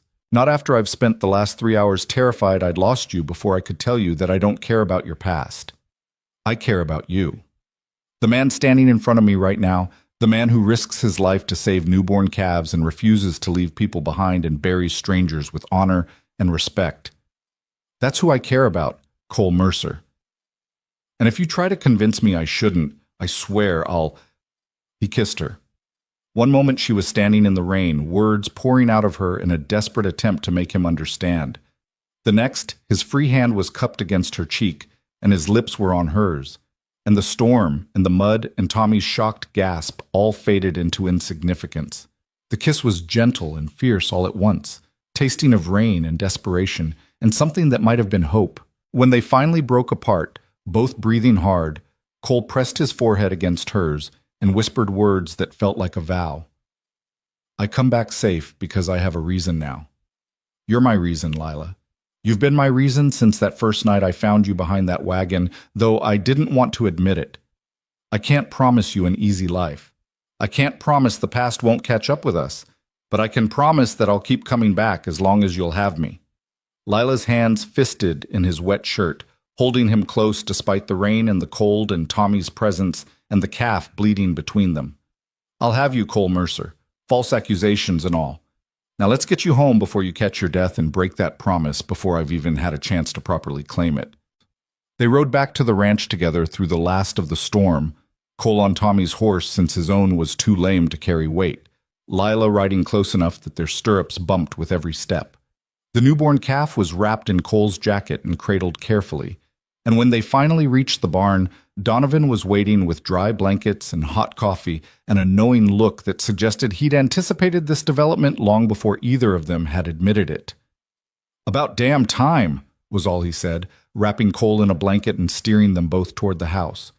"Maria's got hot water ready for baths, and I expect you both to get warm and dry before you catch pneumonia. We'll discuss this new development in the morning, after you've both had actual sleep and can think straight." But Lila didn't need sleep to think straight. She'd never been more certain of anything in her life than she was of this, of Cole, of the feeling that had been growing between them for months, of the future they might build together despite all the obstacles in their way. The storm had passed, both outside and in its wake, everything looked different, clearer, full of possibility. As she finally climbed the stairs to her room, wrapped in warm blankets and with Cole's kiss still burning on her lips, Lila thought about her father and the life he'd wanted for her. He'd dreamed of her finding love, finding safety, finding courage. She'd found all three in the most unexpected place, and she wasn't letting any of it go. Morning brought clarity and consequences in equal measure. Lila woke to pale sunlight streaming through her window and the realization that everything had changed the night before. She'd kissed Cole Mercer in the rain, had told him she cared about him, had claimed a future with a wanted man whose past could destroy them both. and she didn't regret a single second of it. She dressed quickly in a clean work dress and braided her hair with fingers that trembled slightly from anticipation rather than nerves. Whatever conversation awaited her downstairs with Donovan, whatever questions needed answering about her relationship with his foreman, she was ready to face them. She'd meant what she'd said last night. She wasn't backing away from this, from Cole, from the possibility of building something real together. She found Donovan in the dining room, drinking coffee and reading correspondence with the focused intensity he brought to all business matters. He glanced up as she entered, his expression giving nothing away. "Coffee's fresh," he said mildly. "Maria made those cinnamon rolls you like. Help yourself." Lila poured coffee with hands steadier than she'd expected and took the seat across from him. "Where's Cole?" "Already out checking on the cattle we moved during the storm. Man barely slept 3 hours before he was up and working." Donovan set down his papers and fixed her with a look that was equal parts paternal concern and pragmatic assessment. "We need to talk, Lila." "I know." "Do you?" He leaned back in his chair, studying her. "Do you understand what you're walking into with Cole? Not just the romance of it, the actual practical reality of caring for a man who's wanted by the law, who can't clear his name, who might have to run at any moment if the wrong person decides to make trouble." "I understand," Lila said quietly. "I understand that it's complicated and difficult and potentially dangerous. I understand that people will judge me for it, that it could affect my reputation and my prospects. I understand all of that, Donovan, and I'm choosing it anyway." "Why?" The question was blunt but not unkind. "You're young, educated, beautiful. You could have your pick of suitors, men without warrants hanging over their heads, men who could offer you security and respectability without reservation. Why choose the hardest path?" Lila thought about the question, about all the easy answers she could give. Because Cole saved her father's grave. Because he'd been kind when she needed it most. Because he made her feel safe and seen and valued. But the truth was simpler and more profound than any of those things. "Because when I'm with him, I'm not afraid," she said finally. "I've spent 3 months being terrified. Terrified I'd lose everything. Terrified I wouldn't survive out here alone. Terrified the grief would swallow me whole. But when I'm with Cole, all that fear quiets. He doesn't try to protect me from the hard things or pretend the world is gentler than it is. He just stands beside me and makes me believe I'm strong enough to face whatever comes. That's worth more to me than all the security and respectability in the world." Donovan's expression softened. "He feels the same way about you, you know. Told me this morning that you'd given him something he thought he'd lost forever when he was framed. Hope. Said you made him remember what it felt like to want a future instead of just enduring the present." Lila's throat tightened. "He said that?" "He did. Also asked my permission to court you properly, which I found both respectful and slightly amusing given that you two already declared yourselves to each other in the middle of a thunderstorm." Donovan's lips quirked. "I told him he had my blessing, provided certain conditions were met." "What conditions?" "That he be honest with you about the risks, that he not make promises he can't keep, that he remember you're not just his salvation, but a person with your own dreams and needs and desires." Donovan's gaze sharpened. "And that if he ever hurts you, intentionally or otherwise, he'll answer to me." "He won't hurt me," Lila said with certainty. "At least not intentionally, and unintentional hurt is part of any relationship. I'm not so naive as to expect perfection." "Good, because you won't get it, not from Cole and not from anyone else." Donovan stood, came around the table and rested a hand on her shoulder with unexpected gentleness. "Your father asked me to look after you, Lila. That means supporting your choices even when they scare me, and this one scares me. Not because of Cole. I trust him with my life. But because loving someone whose future is uncertain requires a kind of courage most people never have to find. I need to know you're prepared for that." Lila covered his hand with hers, thinking about her father dying on a dusty trail, about the uncertainty that had brought her west, about all the ways life could shatter in an instant, regardless of how carefully you planned. "I'm as prepared as anyone can be, and I'd rather face an uncertain future with Cole than a safe, predictable one with someone I don't love." "Fair enough." Donovan squeezed her shoulder once, then stepped back. "Then you have my full support. Cole's a good man who deserves happiness, and you're a good woman who deserves the same. If you two can find it together, I'll do everything in my power to help you keep it." The conversation left Lila feeling simultaneously lighter and more weighted with responsibility. This wasn't just a romance, it was a commitment with real consequences, requiring real courage. But as she threw herself into the day's work, checking on storm damage and reorganizing supply inventories, she felt no doubt about her choice. Cole found her late that afternoon in the barn, checking on the calf he'd rescued the night before. The little creature was nursing from a wet nurse cow, healthy and vigorous, despite her traumatic arrival into the world. Lila was so focused on taking notes about the calf's condition that she didn't hear Cole approach until he spoke. "She's doing well. Stubborn thing, just like the woman who helped save her." Lila turned to find him leaning against a stall door, his hat in his hands, his expression uncertain in a way she'd never seen before. This was Cole without his walls, without his careful distance, and the vulnerability in his storm cloud eyes made her heart ache. "We need to talk," he said quietly. "About last night, about what happens now." Lila set down her notes and moved closer, close enough to see the faint scar along his jawline, the shadows under his eyes that spoke of too little sleep. "I know what happens now. We figure this out together. We build something real despite all the complications."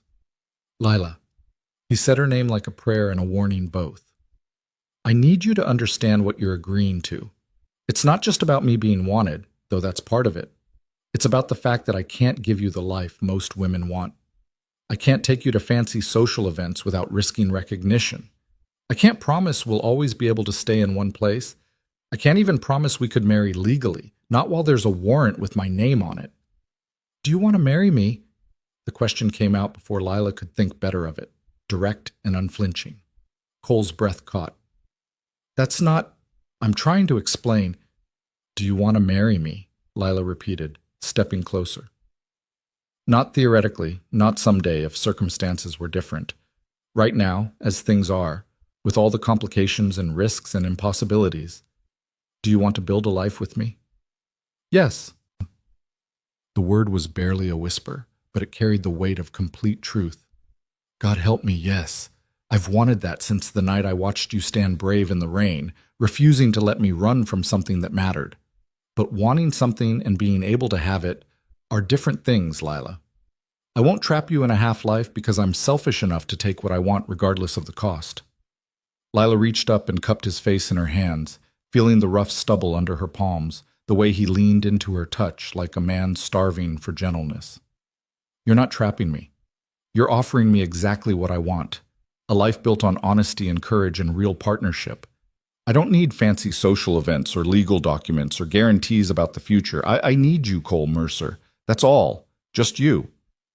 "You deserve better," he said, but there was no conviction in it now, just the last gasp of old fears trying to maintain their hold. "I deserve what I choose," Lila corrected. "And I choose this. I choose you. Now, are you going to keep arguing with me, or are you going to kiss me again like you did last night?" Cole's laugh was shaky, but genuine. "You're the most stubborn woman I've ever met." "Good thing you like stubborn, then." Lila rose on her toes, closing the distance between them. "Now kiss me, cowboy, before I change my mind." He kissed her in the golden light of the barn, surrounded by the smell of hay and horses and the soft sounds of animals settling for the evening. It was slower than the desperate kiss in the rain, sweeter and deeper, a promise rather than a plea. When they finally broke apart, both breathing hard, Cole rested his forehead against hers and spoke words that sounded like a vow. "I'll do everything in my power to give you a good life, Lila. I'll work honestly, protect you fiercely, and love you with everything I have. That's the best I can promise, but I promise it absolutely." "That's all I need," Lila whispered. "Your honesty, your protection, and your love. Everything else, we'll figure out together." They stood there for a long moment, wrapped in each other's arms as the evening light turned golden around them, both of them knowing this was a beginning, not an easy one, but a real one. A beginning built on truth and courage, and the kind of love that didn't flinch from hard realities. The weeks that followed brought both joy and challenge in equal measure. Cole's relationship with Lila became an open secret on the ranch, accepted by most with varying degrees of approval and curiosity. The hands who'd worked with Cole for years seemed pleased to see their foreman finally allowing himself happiness. Maria offered enthusiastic support in the form of knowing looks and extra helpings of Cole's favorite foods. Tommy developed an annoying habit of whistling romantic ballads whenever Lila and Cole were in the same vicinity, but not everyone was pleased. In town, gossip spread quickly about the bookkeeper from the Pierce Ranch taking up with a wanted man. Some of the more respectable matrons made pointed comments about fallen women and poor judgment. The new minister preached a sermon about the importance of moral discernment that everyone understood was directed at Lila. Mrs. Hendricks defended her fiercely, as did Sheriff Aldwin, but the whispers continued. "Let them talk," Cole said one evening as they sat on the porch of the main house, watching the sunset paint the western sky. "Their opinions don't matter." "Easy for you to say," Lila replied, though without real bitterness. "You're used to being judged. I'm still learning how to develop a thick skin." "You don't need thick skin. You need to remember that the only opinions that matter are your own and those of people who actually know you." He reached over and took her hand, his calloused fingers warm against hers. "Do you regret this? Us?" "Never," Lila said immediately. "But I won't lie and say it doesn't hurt. Hearing people say cruel things about something that's good and true." "I know." Cole brought her hand to his lips, pressed a kiss to her knuckles. "And I'm sorry you're bearing that burden because of me. If there was any way I could shield you from it—" "There isn't, and I don't need shielding," Lila interrupted. "I just need you to remember that we're in this together. Your reputation isn't yours alone anymore. It's ours. Your past isn't something I'm tolerating. It's something I'm choosing to face beside you." Cole's expression shifted to something raw and vulnerable. "I love you, Lila Granger. I don't think I've said that plainly enough, without qualifications or warnings. I love you completely, and without reservation. You've given me something I thought I'd lost forever, hope for a future worth living." Lila's eyes filled with tears, though she was smiling. "I love you too, Cole Mercer. With all your complications and your stubborn nobility and your ridiculous attempts to protect me from my own choices. I love all of it, all of you." They kissed as the sun dipped below the horizon, painting the world in shades of fire and gold, and Lila thought about how far she'd traveled from that terrible day behind the wagon. She'd lost her father, lost her old life, lost everything she'd thought she'd known about her future. But in losing all of that, she'd found something infinitely more precious, love that didn't ask her to be anything other than herself, partnership built on honesty and courage, and a man who saw her strength and never tried to diminish it. As autumn deepened and the cattle drive finally commenced in late September, Lila insisted on accompanying the hands despite both Donovan's and Cole's protests. "I need to understand the full operation," she argued, reviewing maps in Donovan's study. "How can I accurately project future costs if I've never seen what actually happens on the trail?" "It's dangerous work," Cole said for the third time that evening. 2 weeks of hard riding, unpredictable weather, potential conflicts with other ranchers over grazing rights. This isn't like working in the barn or checking fence lines. "I'm aware," Lila said patiently, "which is exactly why I need to see it firsthand. Besides, you're going to be gone for 2 weeks. You really think I'm going to stay here and worry myself sick when I could be useful and see you every day?" Cole and Donovan exchanged glances, and Lila could see the moment they both recognized defeat. "She's got a point," Donovan said with resignation. "And she's right, that understanding the drive would improve her ability to manage the business side. We've taken women on drives before when circumstances required it." "Fine," Cole conceded. "But you ride near me at all times. You follow orders without argument, and if anything goes wrong, you get to safety first. Agreed?" "Agreed," Lila said, though she had no intention of abandoning anyone to danger just to save herself. But that was an argument for another day. The drive itself was everything Cole had warned and more. The work was brutal. Long days in the saddle, nights on hard ground, constant vigilance against cattle straying or predators threatening the herd. Lila discovered muscles she hadn't known existed, developed blisters that became calluses, and learned to sleep despite exhaustion so profound it felt like drowning. But she also discovered joy in the work.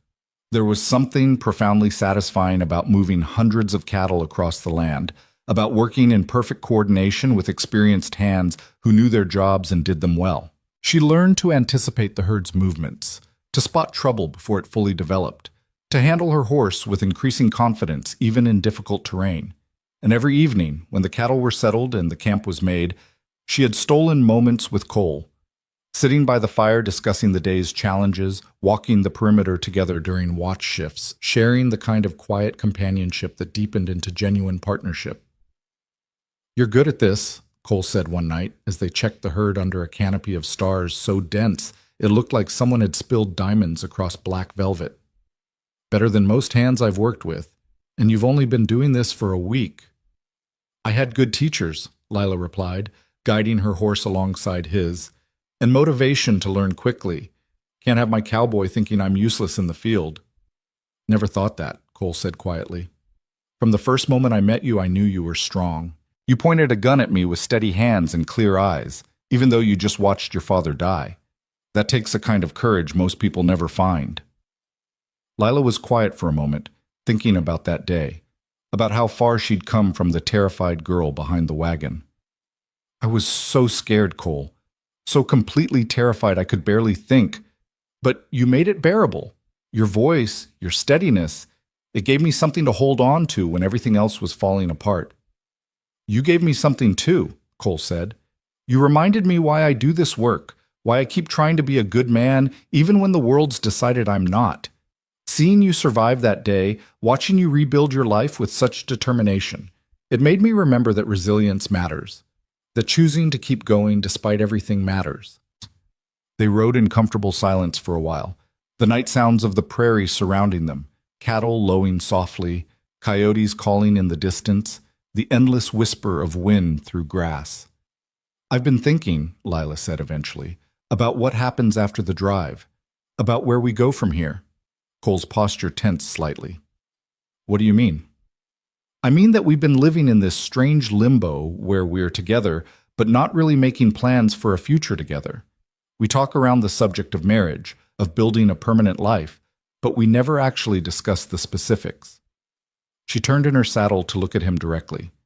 "I want specifics, Cole. I want to know what you actually want, not what you think is possible or practical or safe. What do you want?" Cole was quiet for so long that Lila thought he might not answer. Then he reined in his horse, dismounted, and offered his hand to help her down. When they were both standing on the dark prairie with nothing but stars and cattle for company, he took both her hands in his. "I want to marry you," he said, his voice rough with emotion. "Properly, legally, with witnesses and vows, and a ring that marks you as mine the way I'm already yours. I want to build a house on a piece of land Donovan's offered me, want to wake up next to you every morning and fall asleep with you every night. I want children eventually, if you want them. Sons and daughters who'll grow up knowing their parents love each other and chose each other despite everything the world threw at them." Lila's breath caught. "Cole, but I also want you to be safe," he continued. "I want you to have the respect and security you deserve, and marrying a wanted man doesn't give you those things. So what I want and what I can actually offer you are two very different things, and I'm trying to be honest about that, even though it's killing me." "What if I told you I've been writing letters?" Lila said quietly. "To lawyers in Denver and Cheyenne and even back east. Letters about your case, about the possibility of reopening the investigation into the Silver Falls robbery." Cole went very still. "Lila, what did you do?" "I did what you wouldn't do for yourself. I started fighting for you." She squeezed his hands. "You gave up trying to clear your name because every door closed in your face, because the judge has power and money and influence. But you know what the judge doesn't have? Detailed financial records that prove you couldn't have committed the robbery because you were depositing your paycheck at a different bank at the exact time the crime occurred. Records that still exist, that I've requested and received, that establish a clear alibi." Cole stared at her, something like hope warring with disbelief on his face. Why would you?" "Because I love you," Lila said simply. "Because you deserve justice. Because I refuse to build our future on the foundation of lies someone else told about you. So yes, I've been writing letters and gathering evidence and corresponding with lawyers who actually care about truth rather than protecting corrupt judges. And yes, it's going to take time and money and persistence. But Cole, there's a real chance we could clear your name. A real chance you could stop running and start living fully. That's impossible, Cole whispered, but Lila could hear the yearning underneath the disbelief. The judge is too powerful. The witnesses too well paid. The judge is powerful in Silver Falls, Lila corrected. But his influence doesn't extend everywhere, and there are federal prosecutors who've been looking into judicial corruption in that circuit for the past year. They're interested in your case, Cole. They're willing to review the evidence and consider reopening the investigation. Cole pulled his hands free and turned away, his shoulders rigid with tension. You shouldn't have done this. If the judge finds out someone's poking around in his business, he could come after you, could make trouble for Donovan, could what? Frame me for crimes I didn't commit? Threaten my livelihood? My reputation? Lila moved to stand in front of him, forcing him to meet her eyes. Cole, all of those things are already happening because of our relationship. People already judge me, already whisper about my choices. At least this way I'm fighting for something that matters. At least this way we have a chance at a real future. I can't ask you to take these risks for me. You're not asking.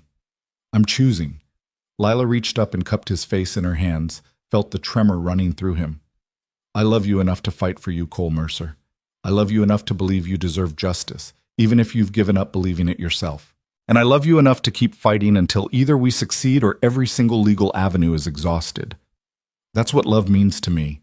Not just accepting who you are, but fighting for who you could be if the world gave you half a chance. Cole's eyes were bright with unshed tears. I don't deserve you. Probably not, Lila agreed with a small smile. But you're stuck with me anyway. Now, are you going to keep arguing, or are you going to help me figure out how to use these bank records to prove your innocence? He kissed her then, hard and desperate, and full of everything he couldn't put into words. Gratitude and love and hope and fear all tangled together. When they finally broke apart, both breathing hard, he rested his forehead against hers and spoke in a voice that shook. If you actually manage to clear my name, Lila Granger, I'm going to marry you so fast it'll make your head spin. I'm going to build you the finest house in Wyoming territory and fill it with every book you want and every comfort I can provide. I'm going to spend the rest of my life making sure you never regret taking a chance on a wanted man who didn't have the sense to give up when he should have.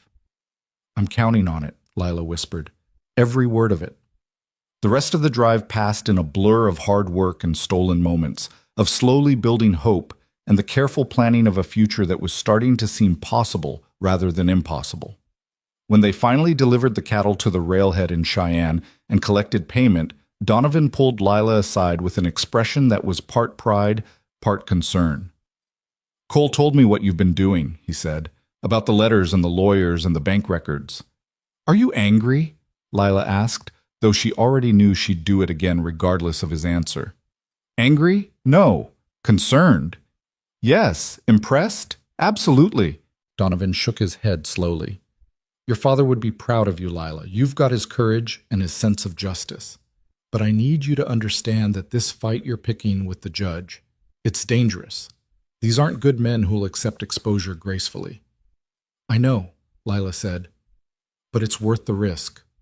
Cole's worth the risk. He is, Donovan agreed, which is why I'm going to help you. I've got resources, connections, and a considerable amount of money I'm willing to invest in seeing justice done. If we're going to fight this battle, we're going to fight it properly, with the best lawyers and the most thorough investigation money can buy. Lila felt tears prick her eyes. Donovan, I can't ask you to... You're not asking, I'm offering. He placed a gentle hand on her shoulder. Cole saved my life 3 years ago when rustlers tried to burn me out. He's been more than my foreman. He's been my friend, my right hand, the son I never had. If there's a chance to give him his life back, his name back, then I'm taking it. For him, and for you, and for the family you're trying to build together. The journey back to the ranch was triumphant and exhausting in equal measure. They'd secured excellent prices for the cattle, completed the drive without major incident, and returned with every hand accounted for and healthy. But underneath the celebration ran a current of anticipation and anxiety about what came next, about the legal battle they were preparing to fight, about the future they were trying to claim. Cole proposed officially on a clear October evening, kneeling on the ridge overlooking the ranch with his mother's ring, a simple gold band with a small sapphire that he'd carried for 5 years, never expecting to have cause to offer it. "This was my mother's," he said, his voice steady despite the emotion Lila could see in his eyes. "She died when I was 16, but before she passed, she told me to give this ring to a woman who saw me clearly and loved me anyway. A woman who was brave enough to build a life with me despite all the complications. A woman who made me want to be better than I was." He took Lila's hand, his grip warm and sure. "You're that woman, Lila. You've seen the worst of my circumstances and the truth of my character, and you've chosen to fight for us anyway. So I'm asking you now, officially and without reservation, will you marry me? Will you build a life with me, knowing it might be complicated and difficult, but also knowing I'll love you with everything I have for as long as I live?" "Yes," Lila said, tears streaming down her face. "Yes, I'll marry you. I'll build a life with you. I'll fight beside you until your name is cleared and our future is secure. Yes to all of it, Cole Mercer. Every complicated, difficult, beautiful bit of it." He slipped the ring onto her finger, and it fit perfectly, as if it had been waiting all along for her to claim it. Then he stood and pulled her into his arms, and they stood on that ridge watching the sun set over their land, the land where they'd build their house, raise their children, live the life they'd fought so hard to claim. "Thank you," Cole whispered into her hair, "for seeing me, for loving me, for refusing to let me settle for less than I deserved." "Thank you for being worth fighting for," Lila replied, "for being the man my father would have wanted for me, honest and brave and capable of building something good even in harsh circumstances." They stood there as stars began to emerge in the darkening sky. Two people who'd found each other in the worst circumstances and chosen to build something beautiful anyway. The road ahead wouldn't be easy. There were still legal battles to fight, reputations to rebuild, prejudices to overcome. But standing there in Cole's arms with his mother's ring on her finger, Lila felt certain of one thing. They would face it all together, and together they would prevail. The announcement of their engagement was met with mixed reactions in Whispering Pines and on the ranch, but the people who mattered, Donovan, Maria, Tommy, Sheriff Aldwin, Mrs. Hendricks, offered their wholehearted support and blessing. Plans were made for a December wedding, small and simple but genuine, a celebration of love that had survived doubt and fear and the weight of an unjust past. And as autumn faded into early winter, as the legal machinery slowly ground forward on Cole's case, as they began to sketch plans for the house they'd build come spring, Lila thought about her father's last word to her: live. She was living, fully, courageously, with her whole heart engaged. She'd survived loss and grief and the harsh reality of frontier life. She'd found love in the most unexpected place, with the most unexpected person. And she'd discovered that sometimes the hardest paths led to the most precious destinations. Her father would have approved. Of that, she was absolutely certain. Winter arrived early that year, bringing with it snow that transformed the ranch into something out of a fairy tale, and news that would change everything. The letter came on a Tuesday morning in mid-November, delivered by a writer from Cheyenne who'd pushed hard through the cold to reach them. Lila recognized the law firm's letterhead immediately. Morrison and Associates, the attorneys she'd been corresponding with for months about Cole's case. Her hands trembled as she broke the seal, Cole standing beside her in Donovan's study, his face carefully blank in that way he had when he was bracing for disappointment. She read quickly, her heart pounding so hard she could barely hear over the rush of blood in her ears. "They've done it," she whispered, then louder, her voice breaking with emotion. "Cole, they've done it. The federal prosecutor has agreed to reopen the case. They've reviewed the bank records, interviewed witnesses who recanted their testimony, and found evidence that the judge's son was in significant debt at the time of the robbery. They're issuing a formal statement clearing you of all charges and recommending an investigation into judicial misconduct." Cole went absolutely still, his face draining of color. "That's not possible. The judge would never allow—" "The judge is under investigation himself now," Lila continued, scanning the letter with shaking hands. "Apparently your case wasn't the first time he manipulated evidence to protect his son. There are 3 other cases being reviewed, and federal prosecutors are building a corruption case against him. Cole, they're not just clearing your name. They're going after the people who framed you." The letter fell from Lila's fingers as Cole staggered backward, catching himself against Donovan's desk. For a long moment, he couldn't speak, couldn't seem to process what he'd just heard. Then he looked at Lila with eyes that held 5 years of pain and disbelief and desperate, fragile hope. "Are you telling me I'm free? That I can stop running, stop hiding, stop looking over my shoulder, waiting for someone to recognize me and turn me in?" "You're telling him exactly that," Donovan said from the doorway, his own voice rough with emotion. He'd been listening, had heard everything, and now he crossed the room to grip Cole's shoulder with fierce affection. "You're a free man, Cole Mercer. The warrant's been vacated, your name's been cleared, and you've got official documentation proving your innocence. It's over. It's finally over." Cole's knees buckled, and he would have fallen if Lila hadn't caught him, wrapping her arms around him as 5 years of tension and fear and carefully maintained control finally shattered. He buried his face in her shoulder and shook with silent sobs that tore at Lila's heart even as joy flooded through her veins. "I've got you," she whispered, holding him tight. "You're safe now. You're free. And we're going to build that life we planned, without looking over our shoulders, without fear, just like we promised." It took Cole several minutes to compose himself, and when he finally pulled back, his eyes were red but clear, his expression transformed by something Lila had never fully seen there before. Unguarded hope.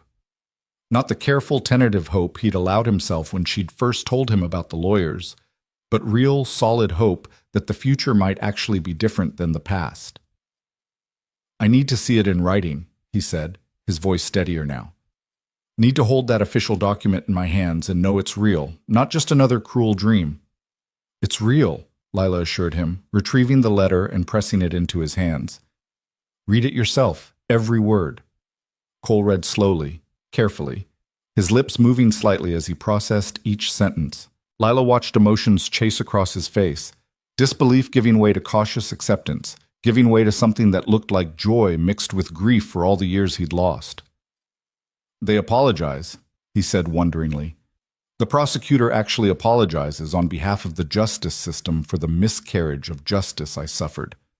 Says I'm entitled to compensation for wrongful prosecution." "You are entitled," Donovan said firmly, "and you should claim every penny. Use it to build that house you've been planning, to start the horse breeding operation you've always wanted, to give yourself and Lila the foundation you deserve." Cole looked at the letter again, then at Lila, then at Donovan. "I don't know what to say. I spent 5 years believing this would never happen, that I'd die with those false charges still hanging over my head. And now—" He shook his head slowly. "Now everything's different. Now I can actually marry Lila legally, can put my real name on property deeds, can build a life without constantly waiting for it all to fall apart. Now you can live," Lila said softly. "Really live, not just survive. That's what my father wanted for me, and it's what I want for both of us." The next weeks passed in a whirlwind of activity and emotion. Official documents arrived clearing Cole's name and outlining the compensation he was entitled to, a sum substantial enough to build a house and start his breeding operation with resources to spare. The story of his exoneration spread through Whispering Pines and the surrounding ranches, transforming him overnight from a man people whispered about to something of a local hero who'd survived injustice with his integrity intact. The wedding date was confirmed for December 20th, just before Christmas, in the small church in Whispering Pines. Lila threw herself into preparations with Maria's enthusiastic help, ordering a dress from a dressmaker in Cheyenne, planning a simple but meaningful ceremony, coordinating with the minister who'd preached that sermon about moral discernment and now couldn't apologize enough for his presumption. "I judged you without knowing the full story," Reverend Morrison said when he came to the ranch to discuss the ceremony. "I let town gossip influence my opinion rather than seeking truth. I'm deeply sorry, Miss Granger, and I'd be honored to officiate your wedding if you'll allow me to make amends."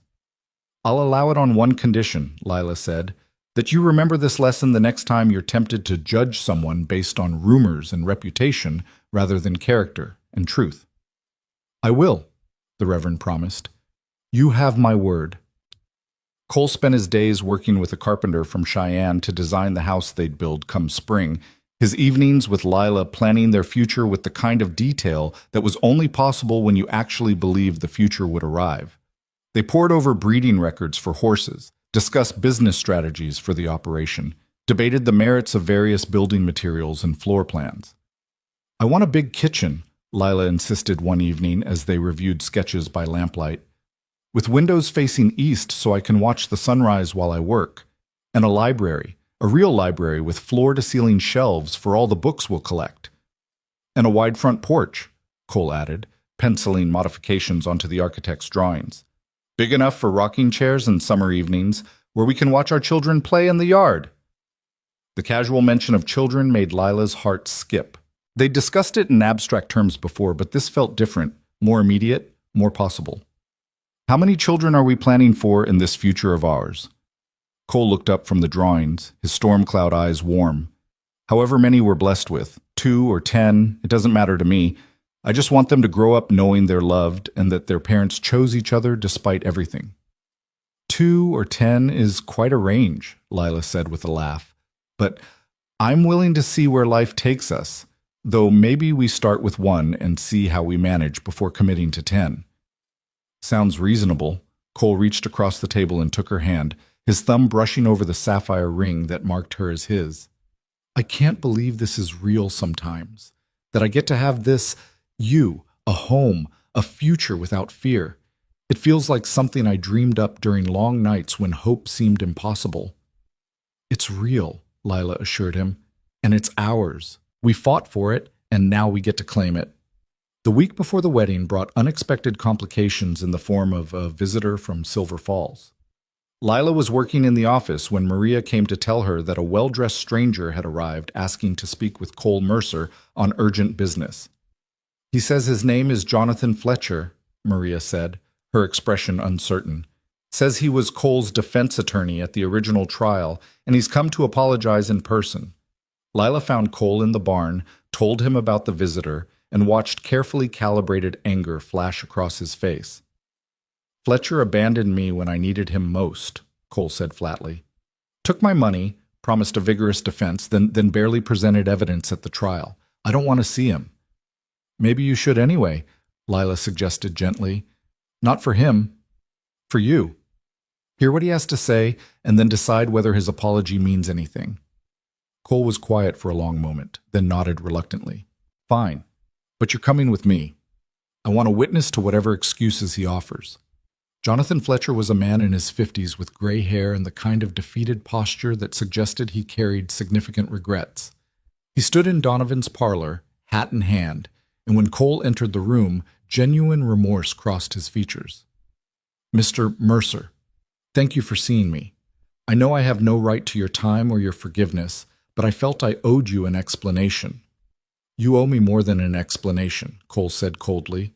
"You took my money and my trust and threw both away when the judge made it clear he expected you to lose." "You're right, and I've spent 5 years living with the knowledge that my cowardice condemned an innocent man." Fletcher's hands tightened on his hat. "The judge threatened my practice, threatened my family, made it clear that if I fought too hard for you, I'd lose everything. So I made the calculation that my security mattered more than your justice, and I've hated myself for it every day since." "That's supposed to make me feel better?" Cole demanded. "That you knowingly sacrificed me to save yourself?" "No. Nothing I say can make this better." Fletcher met Cole's eyes squarely. "I came here to tell you that I provided testimony to the federal prosecutors about the judge's threats, about the corruption I witnessed, about my own failure to uphold my ethical obligations. My testimony helped build the case against the judge. It's a small thing, inadequate recompense for what I cost you, but it's what I could offer." Cole stared at him, anger warring with something that might have been the beginning of understanding. "Why now? Why come forward after 5 years?" "Because your case has been all over the newspapers. Because seeing you exonerated reminded me what it costs to stay silent in the face of injustice. Because I have a daughter your age, and I couldn't look her in the eye knowing I'd failed someone else's child so completely." Fletcher's voice roughened. "I don't expect forgiveness, Mr. Mercer. I just wanted you to know that some of us who failed you are trying to make it right, even if it's too little too late." Lila watched Cole struggle with the apology, saw the tension in his shoulders gradually ease. Finally he spoke, his voice still hard but no longer quite so angry. I appreciate you coming forward to the prosecutors. That took courage, even if it should have happened 5 years ago. But I can't forgive you, Mr. Fletcher. Not yet. Maybe not ever. You made choices that cost me years of my life, and that's not something I can just overlook because you feel guilty now. I understand, Fletcher said quietly. For what it's worth, I'm glad you found happiness despite what I failed to prevent. Miss Granger is a remarkable woman to fight for your exoneration the way she did. You're fortunate to have her. I know, Cole said, and some of the hardness left his expression. She gave me back my life when everyone else, including you, had decided it wasn't worth saving. That's something I'll never forget. After Fletcher left, Cole stood at the window staring out at the snow-covered ranch, his expression distant. Lila came to stand beside him, not touching but close enough that he could feel her presence. Are you all right? She asked quietly. I don't know. Part of me wanted to rage at him, to make him feel even a fraction of what I felt when he abandoned my defense. But another part of me just feels tired of carrying anger, tired of letting the past define my present. Cole turned to look at her. You helped me see that it's possible to move forward without forgetting, to acknowledge what happened without letting it consume me. Fletcher's apology doesn't erase what he did, but it does close a door I've been leaving open for 5 years. That's growth, Lila said softly. That's healing, and it's a good sign for our future, that you can face your past without being destroyed by it. Cole pulled her into his arms, resting his chin on top of her head. I love you, Lila Granger. Thank you for teaching me that healing is possible, that the future doesn't have to be defined by the past. I love you too, Lila whispered. And in 6 days, we're getting married and starting that future we've fought so hard for. The wedding day dawned clear and cold, with fresh snow blanketing the world in pristine white. Lila woke in her room at the ranch for the last time as an unmarried woman, her dress hanging on the wardrobe door, her heart full of anticipation and joy and just the slightest flutter of nerves. Maria came to help her dress, fussing over the gown's fit and the placement of the simple veil Lila had chosen. The dress itself was beautiful, deep blue silk that brought out the color of her eyes, with delicate lace at the collar and cuffs that Maria had added as a wedding gift. Your father would be so proud, Maria said, tears in her eyes as she fastened the last button. You look like an angel, Nina. Cole is a lucky man. I'm lucky too, Lila said, examining her reflection in the mirror. The woman looking back at her was different from the terrified girl who'd hidden behind a wagon 6 months ago. This woman was strong and sure, marked by grief but not broken by it, ready to claim the future she'd fought for. The church was decorated with evergreen boughs and white candles, simple but beautiful. The pews were filled with ranch hands and townspeople, with Sheriff Aldwin and Mrs. Hendricks and Tommy Birch wearing his best suit and looking uncharacteristically serious. Donovan waited to walk her down the aisle, his expression a mixture of pride and paternal affection. Your father asked me to look after you, he said quietly as they waited for the ceremony to begin. I think he'd be pleased with how things turned out. You've found a good man who loves you, built a life of purpose and meaning, shown more courage than most people find in a lifetime. I know I'm not your father, Lila, but I'm proud of you, deeply, genuinely proud. Lila's eyes filled with tears. Thank you, Donovan, for everything, for taking me in, for supporting my relationship with Cole, for helping fight for his exoneration. I couldn't have done any of this without you. You could have, Donovan corrected gently, but I'm glad you didn't have to. Now, let's get you married before Cole decides you've changed your mind and comes looking for you. The ceremony was everything Lila had hoped for, simple and heartfelt and achingly beautiful. Cole stood at the altar in a new suit, his dark hair neatly combed, his storm-cloud eyes fixed on her as she walked down the aisle with an intensity that made breathing difficult. When she reached him and Donovan placed her hand in his, she felt the slight tremor in Cole's fingers and knew he was as moved as she was. Reverend Morrison conducted the ceremony with genuine warmth, speaking about love that overcomes obstacles and courage that transforms difficult circumstances into opportunities for growth. When it came time for vows, Cole spoke first, his voice steady and sure. Lila, when I found you behind that wagon 6 months ago, I was a man who'd given up on happiness, who'd convinced himself that survival was enough. You showed me different. You showed me that even broken things can be made whole, that even the hardest circumstances can lead to beautiful outcomes. You fought for me when I'd stopped fighting for myself, believed in me when I'd stopped believing. I promise to spend the rest of my life being worthy of that faith. I promise to love you with everything I have, to build a life with you that honors both the pain we've survived and the joy we've found. I promise to be your partner in all things, your safe harbor in every storm, and the man who chooses you every single day for as long as we both live. Lila's tears flowed freely as she spoke her own vows. Cole, my father's last word to me was live. For a long time I thought that just meant surviving, getting through each day despite the grief. But you taught me that living means so much more. It means choosing courage over fear, hope over despair, connection over isolation. You've given me a reason to live fully, to build something beautiful in harsh country, to believe that love can triumph over even the worst injustice. I promise to stand beside you through whatever comes, to fight for our future with the same determination I fought for your exoneration, and to love you with my whole heart for as long as we both draw breath. When Reverend Morrison pronounced them husband and wife and invited Cole to kiss his bride, the kiss they shared was tender and deep and full of promise. The small congregation erupted in applause and cheers, and Lila found herself laughing through her tears as Cole swept her into his arms and held her close. "Hello, Mrs. Mercer," he whispered against her hair. "Hello, Mr. Mercer," she whispered back. "Ready to start that life we planned?" "I've been ready since the moment you pointed a gun at me and decided I was worth trusting," Cole said with a smile. "Let's go build something extraordinary." The reception at the ranch was warm and joyful, full of good food and music and dancing. Lila danced with Donovan and Tommy and Sheriff Aldwin, but most of all she danced with her husband, moving through the steps of simple waltzes while the fire crackled and snow fell gently outside the windows. Late in the evening, as guests began to depart and the celebration wound down, Lila and Cole slipped away to the ridge overlooking the ranch, the same ridge where Cole had proposed, where they'd watched sunsets and made plans for their future. The night was clear and cold, the stars brilliant overhead, and they stood wrapped in each other's arms, looking out over the land that would be theirs. "Thank you," Cole said quietly, "for refusing to let me settle for less than I deserved, for fighting when I'd given up, for loving me enough to change everything." "You did the same for me," Lila replied.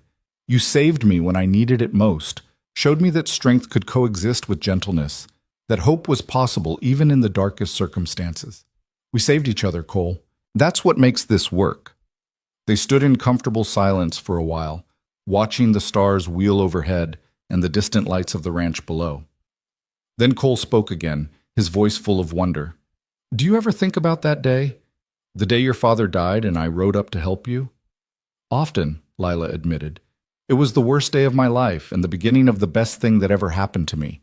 Strange how that works, how something so terrible can lead to something so beautiful." "Not strange," Cole said. "Just life. Just the way hard things and good things are all tangled together, and you can't have one without the other. Your father's death was a tragedy, but it brought you to me, brought us to this moment. I like to think he'd be pleased with how things turned out." "He would be," Lila said with certainty. "He wanted me to be safe and loved and strong enough to face whatever came. You've given me all of that and more." Winter deepened after the wedding, bringing heavy snows that blanketed the ranch and forced everyone into the kind of close quarters that either destroyed relationships or strengthened them. For Lila and Cole, now living together in a small house on the ranch while their permanent home was being built, it was decidedly the latter. They learned each other's rhythms and routines, discovered how to navigate disagreements with honesty and respect, built the kind of deep partnership that would sustain them through whatever came next. By February, Lila knew she was pregnant. The realization came gradually. A missed monthly course, morning nausea that Maria noticed before Lila fully registered it, a tenderness in her breast that made her usual corset uncomfortable. When she finally confirmed it with Maria's help, she felt a mixture of joy and terror that left her breathless. She told Cole on a clear February evening as they sat by the fire in their small house, her hands trembling as she took his and placed them on her still flat stomach. "We're going to have a baby," she said simply, watching his face carefully. Probably late summer or early fall, if my calculations are right. Cole's expression went through a dozen different emotions in rapid succession: shock, disbelief, joy, fear, and finally a kind of wonder that made Lila's heart ache with love for him. "A baby," he repeated, as if testing the word. "Our baby. You're certain?" "As certain as I can be this early. Maria says all the signs are there, and she's helped deliver enough babies to know." Lila searched his face anxiously. "Are you pleased? I know we hadn't specifically planned for this so soon, but—" "Pleased?" Cole interrupted, pulling her into his arms with a gentleness that belied his strength. "Lila, I'm terrified and ecstatic and so full of love I can barely contain it. We're going to have a child. We're going to be parents. That's the most beautiful thing I've ever heard." Relief flooded through Lila, and she let herself relax into his embrace.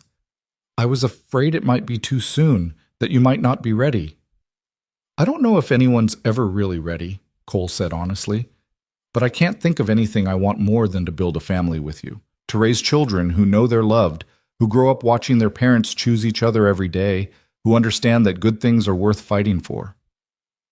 "Our children are going to be so loved," Lila whispered, "so completely, absolutely loved." Spring arrived with the kind of explosive beauty that made Wyoming territory feel like paradise. The snow melted in rushing torrents, wildflowers carpeted the hills, and construction began on the house Lila and Cole had designed. They spent weekends at the building site, watching their dreams take physical form. The wide front porch, the east-facing kitchen windows, the library with floor-to-ceiling shelves, the spacious bedrooms for the children they'd fill it with. As Lila's pregnancy became visible, the ranch community rallied around them with the kind of support that reminded her why she'd chosen this life. Maria knitted tiny sweaters and caps. The ranch hands built a beautiful wooden cradle as a wedding gift, and Donovan quietly set aside a college fund for his future godchild. "This baby is going to be so spoiled," Lila said one afternoon in late May, as yet another gift arrived. This one a handmade quilt from Mrs. Hendricks covered in tiny horses and stars. "Good," Cole said, his hand resting possessively on her rounded belly. "After everything we've been through to get here, this child deserves to be celebrated." By July, the house was finished, a beautiful two-story structure that looked like it had grown naturally from the land. Moving day was orchestrated chaos, with ranch hands hauling furniture and boxes, while Lila, now heavy with child, directed traffic from a comfortable chair on the porch. "You're supposed to be resting," Maria scolded, bringing her water and fanning her with a newspaper. "I'm resting," Lila protested. "I'm sitting down, aren't I? I'm just also making sure our books end up in the library instead of the kitchen." "Stubborn woman," Maria muttered, but she was smiling.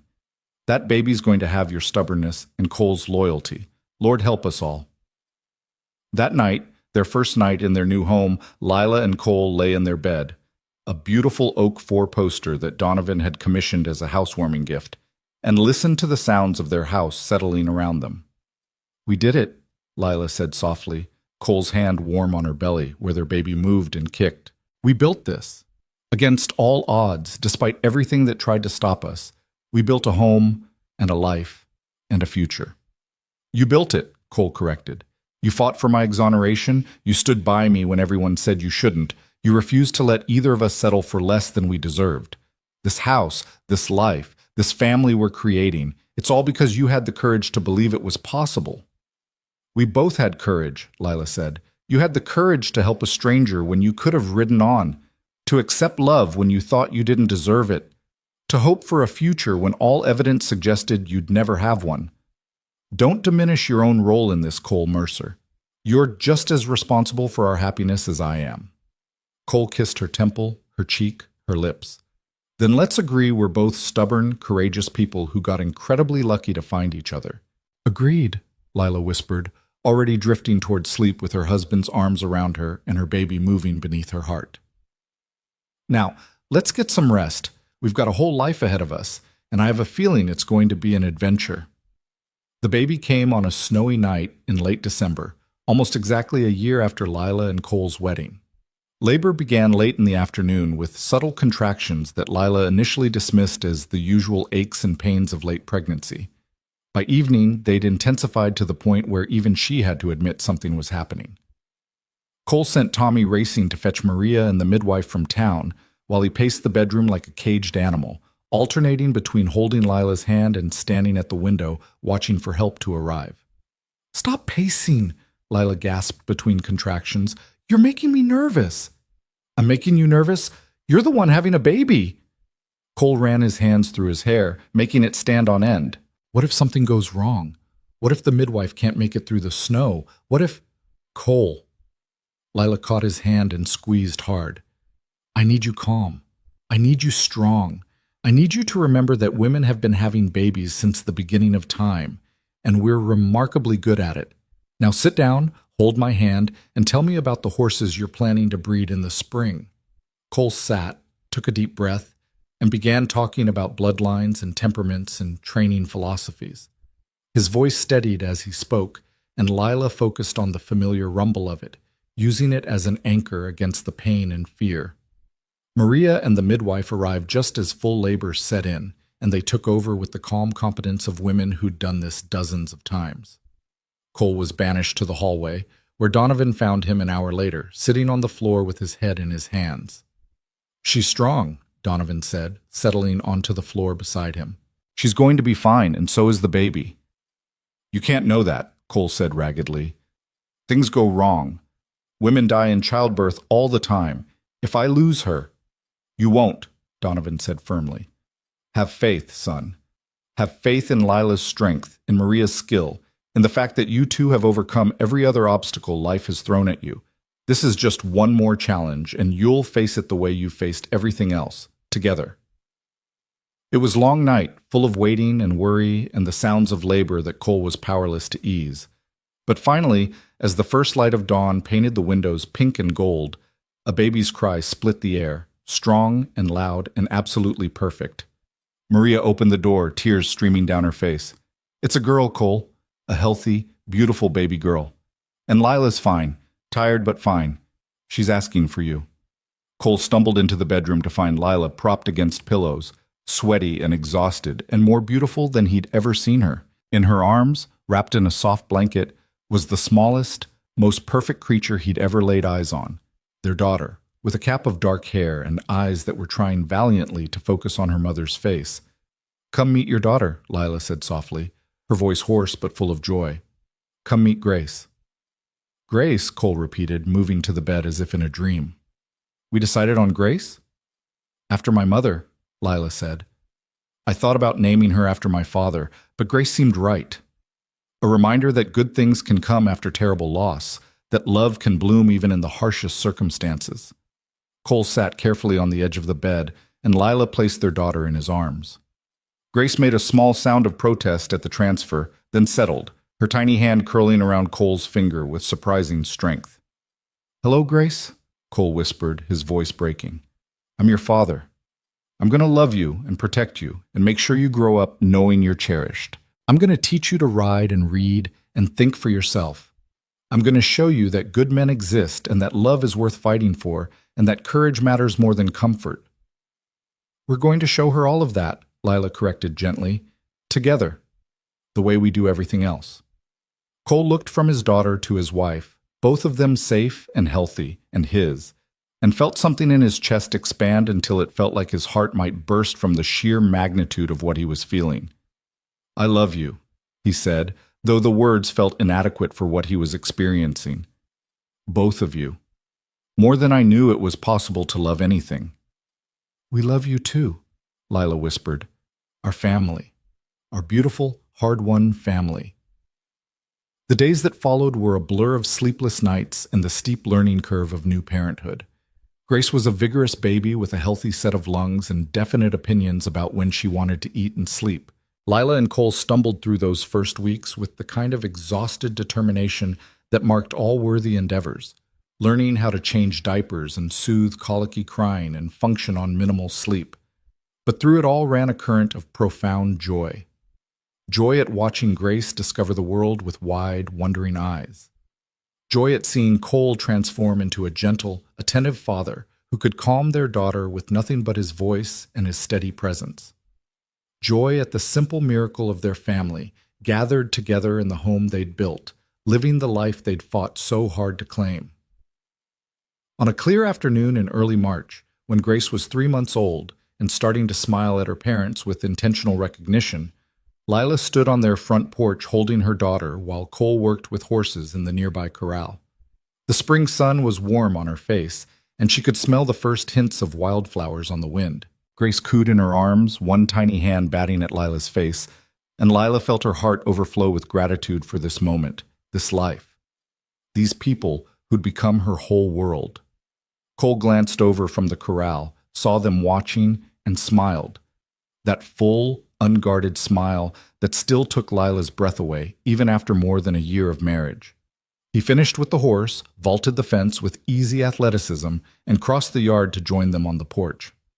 "What are my two favorite girls doing?" he asked, dropping a kiss on Grace's head and then on Lila's lips. "Watching you work and counting our blessings," Lila said. "Grace wanted to remind you that she's going to be an expert rider someday, and you should probably start preparing appropriate horses now." "Is that what she said?" Cole took Grace from Lila's arms, holding her up so they were eye to eye. "You want to be a rider like your old man? Well, we'll start you on a gentle pony when you're about 2, work you up to something with more spirit by 5. By the time you're 10, you'll be the best horsewoman in Wyoming territory." Grace responded by grabbing his nose and babbling something that might have been agreement or might have been a demand for food. Cole laughed, the sound rich and full and completely free of the shadows that had once darkened it. "I can't believe this is our life," he said, settling onto the porch steps with Grace in his lap. "A year and a half ago, I was a wanted man who'd given up on happiness. Now I'm sitting on my own porch, holding my daughter, married to the most extraordinary woman I've ever met. It feels like something I dreamed up, not reality." "It's real," Lila assured him, sitting beside him and resting her head on his shoulder. "Sometimes I have to pinch myself too, but it's absolutely real. We built this, Cole. Out of grief and injustice and impossible odds, we built something beautiful and true." They sat in comfortable silence for a while, watching the sun track across the sky and Grace slowly drift toward sleep in her father's arms. In the distance, Lila could see Donovan riding in from the far pastures, could hear the sounds of the ranch settling into evening routines, could smell dinner cooking as Maria worked in their kitchen. "You know what I think about sometimes," Cole said quietly. "I think about that day I found you behind the wagon. How easily I could have ridden past, could have decided it wasn't my problem, could have let fear of recognition keep me from stopping. And if I had, I would have missed all of this. You, Grace, this life we've built. It terrifies me to think how close I came to losing everything that matters because I was afraid." "But you didn't ride past," Lila reminded him. "You stopped. You helped. You chose courage over fear, connection over isolation. That's what makes you who you are, Cole. The man who stops when others would ride on, who helps when it would be easier to look away, who chooses love, even when it's complicated and difficult." "You chose the same things," Cole pointed out. "You could have accepted any number of easier paths, stayed in Missouri, married someone safe and respectable, lived a quiet life without complications. But you chose adventure and challenge and a man with a wanted poster. That took courage, too." "We've both been brave," Lila agreed, "and we've both been rewarded for it. This life, this family, it's better than anything I dreamed of back when my father and I were heading west. Better than the safe, predictable future he'd hoped to give me." Cole shifted Grace carefully to one arm and wrapped the other around Lila, pulling her close. "Your father would be proud of you, of the woman you've become, the life you've built, the courage you've shown.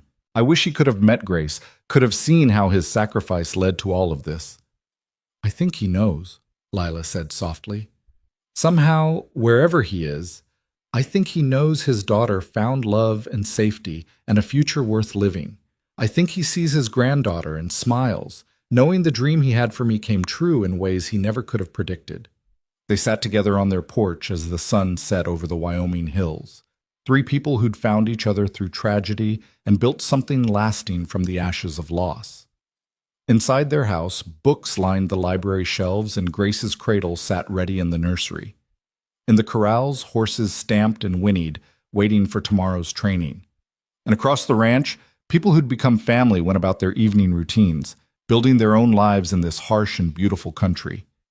This was the life Lila's father had wanted for her, not the specific details of it, but the essence. Love that sustained rather than constrained.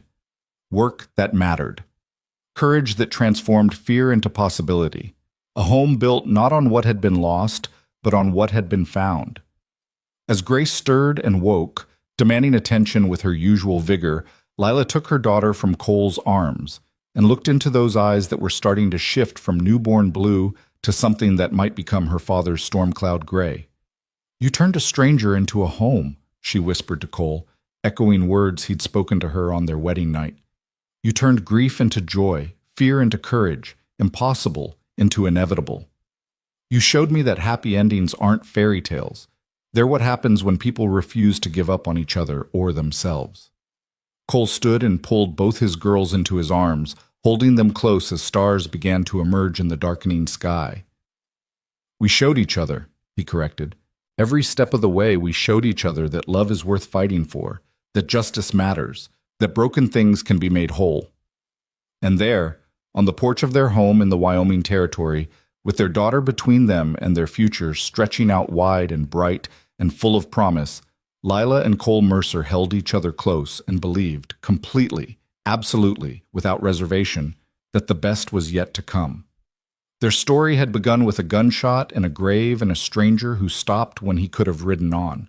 It had been tested by injustice and grief and the harsh realities of frontier life, but it had endured, had thrived, had transformed into something more beautiful than either of them had dared to dream. And as Grace babbled between them, reaching for the first stars appearing overhead, Lila thought about her father's final word to her, "Live," and knew with certainty that she was doing exactly that. Living fully, loving completely, building a future worthy of all the courage it had taken to claim it.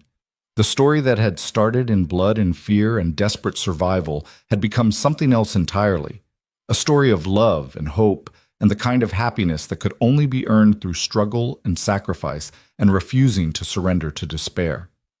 It was, Lila thought, as Cole kissed her temple and Grace grabbed her father's finger with determined strength, exactly the ending her father would have wanted for her, and exactly the beginning she and Cole had fought so hard to claim.